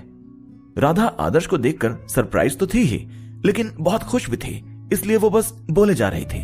राधा, तुम ठीक हो? तुम्हें पता है मैं कितना डर गया था, मुझे लगा। राधा को सही सलामत देखते ही आदर्श की जान में जान आ गई थी। मतलब मुझे क्या हुआ? आप ऐसे क्यों कह रहे हैं? राधा ने हैरान होकर आदर्श से पूछा, मैंने तुम्हें फोन किया था, तुम्हारा फोन स्विच ऑफ क्यों था? पता है मैं कितना परेशान हो गया था? मेरे दिमाग में बुरे बुरे ख्याल चल रहे थे। आदर्श की आंखों में आंसू आ गए थे। राधा उसके लिए सबसे जरूरी थी। वो मेरे पास रिचार्ज करने के पैसे नहीं थे, उन पैसों से मैंने कुछ किताबें खरीद ली थी। लेकिन आपकी आंखों में आंसू क्यों है भैया? राधा ने शर्म से लाल होकर कहा। उसे समझ नहीं आ रहा था कि उसने ऐसा क्या कर दिया था जिससे उसके भैया की आंखों में आंसू आ गए थे। राधा जानती थी कि आदर्श उससे कितना ज्यादा प्यार करता था और उसके फोन न उठाने से आदर्श परेशान हो गया था। अच्छा कोई बात नहीं, तुम बिल्कुल भी परेशान मत हो, मैं अभी कुछ दिनों बाद तुम्हारे फोन में खुद रिचार्ज करवा दूंगा, आदर्श ने प्यार से कहा। लेकिन भैया, आपके पास इतने पैसे कहां से आएंगे कि आप मेरे फोन का रिचार्ज करवा सकेंगे? बताइए मुझे। मेरी प्यारी राधा, तुम्हारे बड़े भैया को नौकरी मिल गई है, तुम्हें फिक्र करने की अब कोई जरूरत नहीं है। अब फोन का रिचार्ज क्या, अब मैं तुम्हें सब कुछ ला कर दूंगा, तुम्हारी हर ख्वाहिश पूरी करूंगा। राधा को सही सलामत अपनी बुआ के घर पाकर आदर्श की आधी चिंता दूर हो गई थी। अब बस उसे राधा से एसजेसी मिडिल स्कूल के डरावने कैफेटेरिया के बारे में पता करना था। भैया, आपके प्रैक्टिकल्स कैसे रहे? क्या आपका सामना किसी मैजिकल बीस्ट से हुआ था? और आपको कौन सा ग्रेड मिला? क्या आपको वहां पर पापा मिले थे? बताइए ना, चुप क्यों हैं? राधा ने आदर्श से पूछा। हाँ, मेरा प्रैक्टिकल तो ठीक था और मुझे मैजिकल बीस्ट भी मिला था, लेकिन तुम वो सारी बातें छोड़ो और मुझे ये बताओ कि तुम्हारे स्कूल से एक लड़की गायब हुई है? आदर्श ने परेशान होकर पूछा। हाँ भैया, राधा ने बार बार अपना सिर हिलाते हुए कहा। इतना ज्यादा डर फैला हुआ है कि बुआ तो मुझे स्कूल भी नहीं जाने देती, और अभी तो स्कूल वालों ने भी हमें कुछ दिनों की छुट्टी दे दी है, राधा ने डरते हुए बताया। मुझे सब कुछ अच्छे से बताओ राधा, छोटी से छोटी बात भी बताना। मेरे बगल वाली क्लास की एक लड़की जिसका नाम आर्या है, वो गायब हो गई है। जिस दिन वो गायब हुई थी, मैं उस दिन लाइब्रेरी में ही थी और उसने जाने से पहले मुझे बताया था कि वो अपने हॉस्टल जा रही है, लेकिन उसके बाद वो मुझे कहीं नहीं मिली। स्कूल के गार्ड्स ने भी उसे बाहर जाते नहीं देखा था। राधा ने उसे पूरी बात सुनाई। राधा को डरा हुआ देखकर आदर्श ने प्यार से उसकी पीठ थपथपाई और फिर कहा, राधा तुम घबराओ मत और मुझे ये बताओ कि क्या तुम वो आखिरी इंसान थे जिसने गायब होने से पहले उस लड़की आर्या को देखा था? हाँ भैया, मैंने ही उसे सबसे आखिरी में देखा था और पुलिस कई बार मुझसे इस बारे में सवाल भी कर चुकी है और मैं उन्हें सब कुछ बता चुकी हूं, लेकिन एक बात है। राधा ने अपना सिर झुकाकर कहा। क्या बात है राधा, मुझे सब कुछ खुलकर बताओ, आदर्श ने कहा। मैं जब लाइब्रेरी से बाहर आ रही थी तो वहां एक अजीब सी बदबू फैली हुई थी, बिल्कुल वैसी ही बदबू जैसी कैफेटेरिया के कोने से आती है, लेकिन हमारी लाइब्रेरी कैफेटेरिया से बहुत दूर है। और भैया, मुझे उस वक्त अजीब सी ठिठुरन महसूस हो रही थी, ऐसा लग रहा था जैसे मुझे कोई दूर से देख रहा था। भैया, मैं इतना ज्यादा डर गई थी कि वहां से भागकर घर आ गई थी, राधा ने कांपती हुई आवाज में कहा। राधा की बातें सुनते ही आदर्श कुछ सोच में पड़ गया था। उसे समझ आ गया था कि राधा खतरे के बहुत करीब से गुजर के आई थी। भैया आदर्श, अगर वहां से मैं इतने जल्दी नहीं निकलती तो शायद, राधा ने कांपती हुई आवाज में कहा। हाँ, बहुत अच्छा किया तुमने जो वहां से जल्दी निकल आई, वरना उस लड़की की जगह तुम भी हो सकती थी। आदर्श खुश था कि राधा सही सलामत थे, लेकिन राधा को देखकर बिल्कुल नहीं लग रहा था कि वो खुश थे। उल्टा वो बेहद परेशान लग रही थी जब उसने कहा कि वो डरावना मॉन्स्टर मुझे पकड़ना चाहता था, लेकिन मैं वहां से भाग आई थी, इसलिए वो मॉन्स्टर आर्या को ले गया। मुझे वहां से भागना नहीं चाहिए था भैया, मुझे आर्या को बचाना चाहिए था। ये बोलते बोलते राधा की आंखों से आंसू बहने लगे थे। राधा की ये बात सुनकर आदर्श हैरान रह गया था। ये लड़की पागल है जो ऐसा सोच रही है, आदर्श ने मन में कहा। और अगर राधा वहां से ना निकली होती तो हो सकता था कि उस दिन एक नहीं बल्कि 2 लड़कियां स्कूल से गायब हो सकती थीं।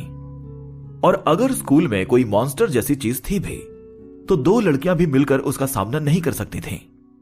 राधा, मेरी बात सुनो, इसमें तुम्हारी कोई गलती नहीं है। अगर तुमने उस लड़की आर्या को कुछ बताया भी होता तो वो तुम पर भरोसा नहीं करती। तुम हमेशा से बाकी सबसे ज्यादा होशियार रही हो, लेकिन तुम चल नहीं सकती। राधा, तुमने खुद को ही बचा लिया, यह बहुत बड़ी बात है। तुम अब इस बारे में ज्यादा मत सोचो, आदर्श ने उसे प्यार से समझाया। भैया, क्या आपको लगता है कि आर्या मर चुकी है?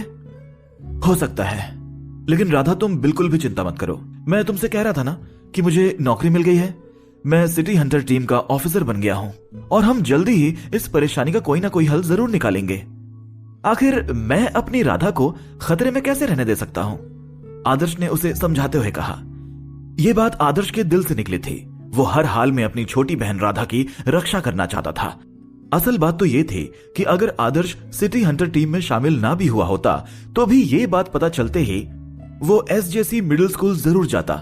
आखिर उसकी छोटी बहन राधा का जो सवाल था, उसकी छोटी बहन राधा ने पहले ही जिंदगी में बहुत परेशानियां झेली थीं, लेकिन अब वो नहीं चाहता था कि उसे किसी भी तरह की तकलीफ हो। राधा बहुत ही साफ दिल की लड़की थी। जब आदर्श और राधा छोटे थे तो आदर्श बाकी बच्चों से लड़ाई करके हमेशा राधा के कमरे में ही छुपने के लिए आता था। राधा न सिर्फ उसकी मरहम पट्टी करती थी बल्कि आदर्श को बचाने के लिए बाकी बच्चों से झूठ भी बोलती थी। तभी आदर्श ने ठान लिया था वो राधा का बहुत अच्छे से ख्याल रखेगा और कभी उसे कोई परेशानी नहीं होने देगा। राधा, क्या आने वाले कुछ दिनों के लिए तुम घर पर ही रहोगी? स्कूल जाने में तुम्हारे लिए खतरा हो सकता है। आदर्श ने राधा की पीठ थपथपाते हुए कहा। जी भैया, लेकिन आपको मुझसे एक वादा करना होगा कि आप इस परेशानी का हल जरूर निकालेंगे। राधा ने बड़े लगाव के साथ कहा। अरे मेरी प्यारी छुटकी, मैं तुमसे वादा करता हूं कि मैं इस परेशानी का हल जरूर निकालूंगा। आप खुश? नहीं, एक और वादा कीजिए, आप जल्दी ही मुझसे मिलने आएंगे। हाँ पगली, मैं जरूर आऊंगा, अब तो खुश हो जा। आदर्श की बात सुनते ही राधा खिलखिलाकर हंस पड़ी। जब राधा को यह पता चला था कि आदर्श एक लाइटनिंग मेज है, वो ज्यादा सेफ महसूस करने लगी थी। वो आदर्श को देखकर ही बता सकती थी कि आदर्श की ताकत कितनी बढ़ गई थी। उसका भाई आम लड़के से मैजिशियन बन गया था और अब सिटी हंटर टीम का एक ऑफिसर भी। ये राधा के लिए ही नहीं बल्कि उनके पूरे परिवार के लिए बहुत खुशी और गर्व की बात थी। भैया, मैं बातों बातों में ये पूछना तो भूल ही गई कि आप ये अपने मुंह पर राख लगाकर आदिवासियों जैसे क्यों घूम रहे हैं? ये लीजिए, इससे अपना चेहरा साफ कर लीजिए। राधा ने आदर्श को अपना रुमाल देते हुए कहा। अरे नहीं नहीं राधा, वो मेरा एक दोस्त है, उसने मुझे ये राख लगाई थी। ये चेहरे के लिए अच्छी होती है। मैं प्रैक्टिकल्स में काला हो गया था ना, इसलिए। ये बोलते ही आदर्श वहां से बाहर भागने लगा था।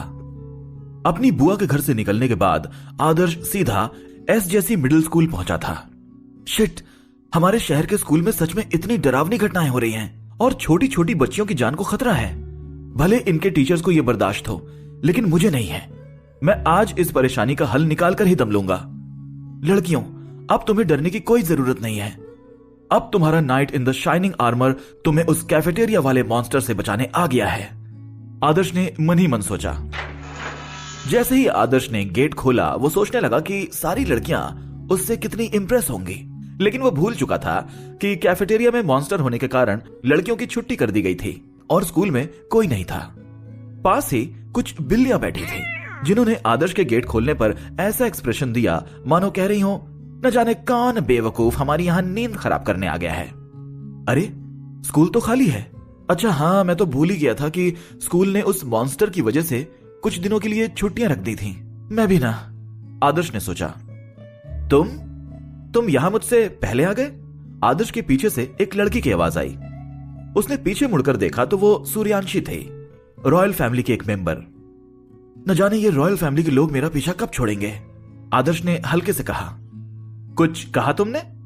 सूर्यांशी ने आदर्श को कुछ बोलते हुए तो सुना था, लेकिन वो समझ नहीं पाई थी। नहीं, मैंने कहां कुछ कहा।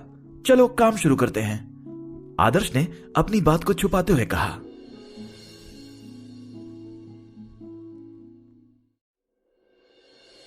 आदर्श अपनी छोटी बहन राधा से मिलकर एसजेसी मिडिल स्कूल पहुंच गया था, जहां उसे सिटी हंटर टीम की वाइस प्रेसिडेंट सूर्यांशी भी मिल गई थी। आदर्श जहां भी जाता था उसे रॉयल फैमिली का एक ना एक सदस्य तो मिल ही जाता था। क्या तुम्हें कुछ पता चला उस कैफेटेरिया के बारे में या फिर उस गायब हुई लड़की के बारे में? सूर्यांशी ने आदर्श से पूछा। हाँ, मैंने उस इंसान से पूछताछ की है जिसने आखिरी बार उस लड़की को देखा था। उसने मुझे बताया है कि जहां से वो लड़की गायब हुई थी वहां से एक अजीब सी बदबू आ रही थी, बिल्कुल वैसी ही जैसी कैफेटेरिया से आती है। मुझे लगता है कि हम जिस चीज को ढूंढ रहे हैं वो एक मैजिकल बीस्ट है और वो कैफेटेरिया में ही रहता है। मुझे लगता है कि इसके पहले जो लड़की गायब हुई थी वो भी इस मैजिकल बीस्ट का ही काम था। और अगर मैं गलत नहीं हूं तो उन दोनों लड़कियों की मौत हो चुकी है। आदर्श ने अपने इमेजिनरी चश्मे को ठीक करते हुए कहा। वो कोशिश तो शेरलॉक होम्स बनने की कर रहा था लेकिन वो भूल गया था कि शेरलॉक चश्मा नहीं लगाता था। आदर्श को इस वक्त किसी डिटेक्टिव की फीलिंग्स आ रही थी। अगर ऐसा है तो आज तुम कैफेटेरिया में ही पहरा दोगे और हम बाकी लोग टीचिंग ब्लॉक्स, हॉस्टल, पार्क और प्लेग्राउंड में तैनात रहेंगे। अगर कुछ भी ऐसा वैसा हो तो ये लो तुम्हारा कम्युनिकेशन डिवाइस, इससे तुम हमें खबर कर सकते हो, सूर्यांशी ने अकड़ दिखाते हुए कहा। लेकिन मैं हॉस्टल की निगरानी क्यों नहीं कर सकता? मैंने सुना है कि वहां कुछ स्टूडेंट्स रुके हुए हैं। आप मुझे उनकी सुरक्षा क्यों नहीं करने देती? और ये कम्युनिकेशन डिवाइस क्या है? मुझे तो ये किसी वॉकी टॉकी जैसा लग रहा है। और ये काम कैसे करता है? आदर्श ने पूछा। पहली बात, मैं इस टीम की वाइस प्रेसिडेंट हूं, तो तुम ये मुझ पर छोड़ दो कि किसको कहां तैनात करना है। और वैसे भी वहां हॉस्टल के बाहर पृथ्वी निगरानी कर रहा है, तो तुम वहां की चिंता मत करो और कैफेटेरिया पर ध्यान दो। दूसरी बात, मुझे नहीं पता कि ये वॉकी टॉकी क्या होता है, लेकिन ये एक कम्युनिकेशन डिवाइस है और मुसीबत आने पर तुम्हें इस बटन को दबाना है और हम सारे टीम मेंबर्स के पास तुम्हारी लोकेशन पहुंच जाएगी, समझे? लेकिन इसके साथ कोई भी मजाक मत करना, सिर्फ मुसीबत के वक्त ही इसका इस्तेमाल करना। वाइस प्रेसिडेंट सूर्यांशी की बातें सुनकर आदर्श के सिर में दर्द हो गया था। मैं पहले ही कह रहा था कि यह किसी वॉकी टॉकी की तरह है, फिर भी इसने मुझे इतना बड़ा लेक्चर दे दिया। और ये मुझे वो क्यों नहीं करने देती जो मैं करना चाहता हूं? खड़ूस कहेंगी। पृथ्वी को भेज दिया वहां, कहीं लड़कियों को पृथ्वी से ही ना भागना पड़े, आदर्श ने खुद में बुदबुदाते हुए कहा। उस रात आदर्श को कैफेटेरिया की निगरानी का काम दिया गया था। एसजेसी मिडिल स्कूल का कैफेटेरिया बहुत बड़े एरिया में फैला हुआ था, बिल्कुल किसी बड़े से मीटिंग हॉल की तरह। और वैसे भी इस स्कूल को एक एलीट स्कूल माना जाता था, तो यहां सब कुछ एक स्टैंडर्ड के हिसाब से ही था। इसलिए ये कैफेटेरिया स्कूल ऑफ मैजिक के कैफेटेरिया से कहीं ज्यादा बड़ा था। वहां तो बच्चों को बैठने की जगह तक नहीं मिलती थी, और साथ में वहां की आंटियां, हाय तौबा। और यहां तो बच्चे अगर चाहते तो फुटबॉल भी खेल सकते थे, लेकिन इस दुनिया के लोगों को फुटबॉल खेलना तो आता ही नहीं था। उनके तो अपने अलग ही खेल थे। एसजेसी मिडिल स्कूल के कैफेटेरिया में बहुत कम रोशनी थी। टेबल्स और चेयर्स अच्छे से जमी हुई थी। आदर्श दरवाजे के पास एक कोने में छुपकर बैठ गया और अपने बाकी के टीम मेंबर्स के बारे में सोच रहा था। उसे अब भी सूर्यांशी पर बहुत गुस्सा आ रहा था। वो ऐसे कैसे अपने मनमर्जी चला सकती थी, लेकिन आदर्श कुछ कर भी तो नहीं सकता था। आखिर वो थी तो टीम की वाइस प्रेसिडेंट ही, और आदर्श पहले ही दिन अपनी टीम से निकाला नहीं जाना चाहता था। आदर्श अब अपने ख्यालों में ही गुम था। तभी अचानक से एक आवाज आई।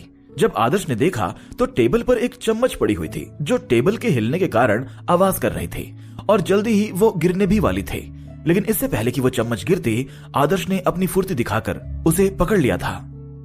बाल बाल बचे। आइसक्रीम खाकर चम्मच टेबल पर कौन छोड़ता है, वो भी आधी रात में? न जाने कैसे कैसे लोग होते हैं। अगर मैं इसे पकड़ता नहीं तो खुद ही पकड़ा जाता और मेरा भांडा फूट जाता, आदर्श ने मन ही मन कहा।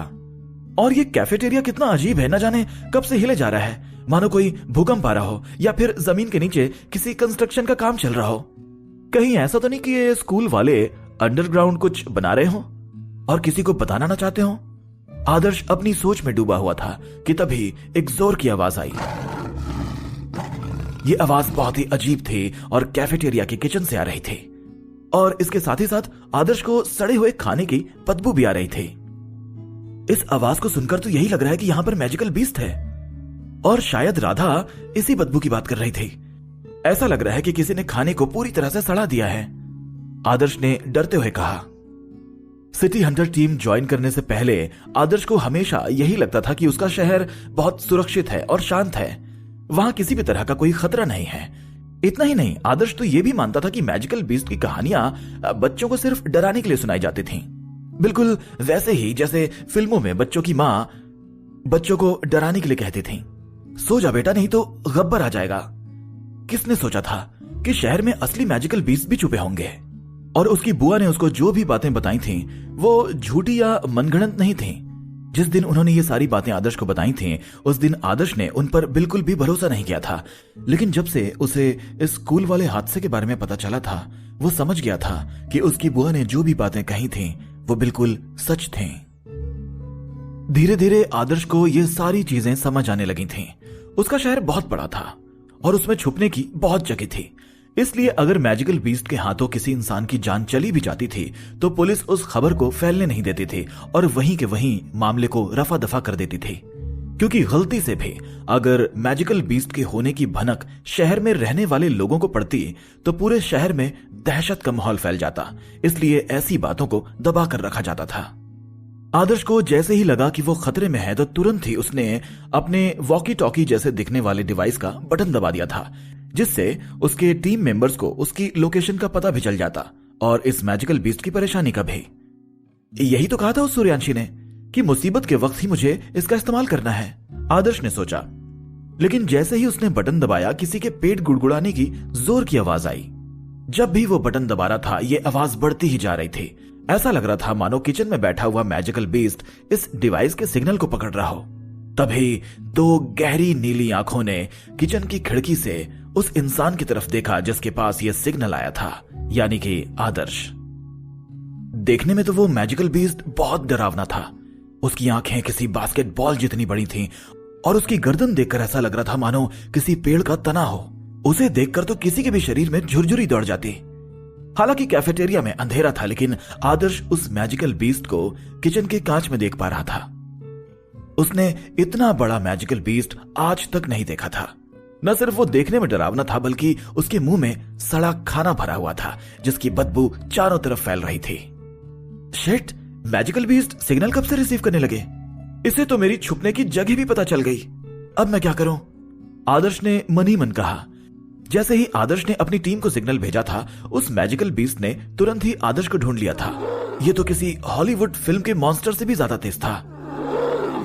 उस मैजिकल बीस्ट ने फिर वो अजीब आवाज की। इस वक्त उसकी नजर आदर्श पर ही थी और अचानक उसकी आंखें छोटी होने लगीं। एक मैक्सिमम लिमिट तक पहुंचते ही उसकी आंखों में से लेजर जैसी लाल रंग की लाइट निकली जो किचन के कांच को चीरकर डाइनिंग टेबल्स के बीच से सीधा आदर्श की तरफ आ रही थी। ये देखकर तो आदर्श का पैंट ही गीला हो गया। ये मॉन्स्टर तो बिना कुछ बात के ही मुझ पे हमला कर रहा है। आखिर मुझ जैसे नन्हे बच्चे ने इसका क्या बिगाड़ा है? ये तो उस लंच वाली आंटी से भी ज्यादा गया गुजरा है, जिससे एक्स्ट्रा पनीर मांगो तो वो चिढ़ती है। आदर्श मन में बुदबुदाया। आदर्श की किस्मत अच्छी थी। वो पहले भी एक मैजिकल बीस्ट का सामना कर चुका था और इसलिए आदर्श तुरंत उस जगह से हटकर कैफेटेरिया के गेट से बाहर आ गया था। जिस जगह आदर्श छुपा हुआ था अगले ही पल वो जगह जलकर काली हो गई थी और अगर वो वहां से ना हटा होता तो वो भी जल गया होता। जैसे जैसे किसी मैजिशियन की स्टारडस्ट पावर बढ़ती जाती है उनके शरीर में भी बदलाव आते थे। हालांकि ये बदलाव देखने में तो नहीं आते, लेकिन ये उन्हें बैटल में बहुत मदद करते हैं। आदर्श भी बहुत चालाक था। वो जानबूझकर कैफेटेरिया के दरवाजे के इतने पास छुपकर बैठा था ताकि ऐसी कंडीशन आने पर वो वहां से भाग सके। लेकिन सब कुछ इतना आसान नहीं था जितना आदर्श ने सोचा था। पहला हमला करते ही वो बड़ी बड़ी आंखों वाला मैजिकल बीस्ट आदर्श की तरफ बढ़ रहा था और उसकी आंखें फिर से छोटी होने लगी थीं। मतलब वो फिर से आदर्श पर हमला करने वाला था। कुछ ही सेकंड्स में उसकी आंखों से वो लाल लेजर लाइट निकलने लगी थी। आदर्श ये देखकर हैरान रह गया था। ये मैजिकल बीस्ट इतने जल्दी जल्दी हमला कर रहा है, मैं इससे भाग तो नहीं पाऊंगा। मुझे कुछ और सोचना होगा, आदर्श ने कहा।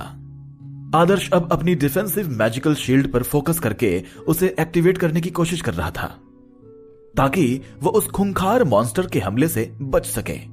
आदर्श अपनी शील्ड एक्टिवेट करने ही वाला था कि तभी दूर बास्केटबॉल ग्राउंड से एक आवाज आई, वाटर फील्ड डिसॉल्व। ये बोलते ही आदर्श के सामने पानी बहने लगा था और कुछ ही पलों में यह पानी एक बड़ी शील्ड में बदल गया था।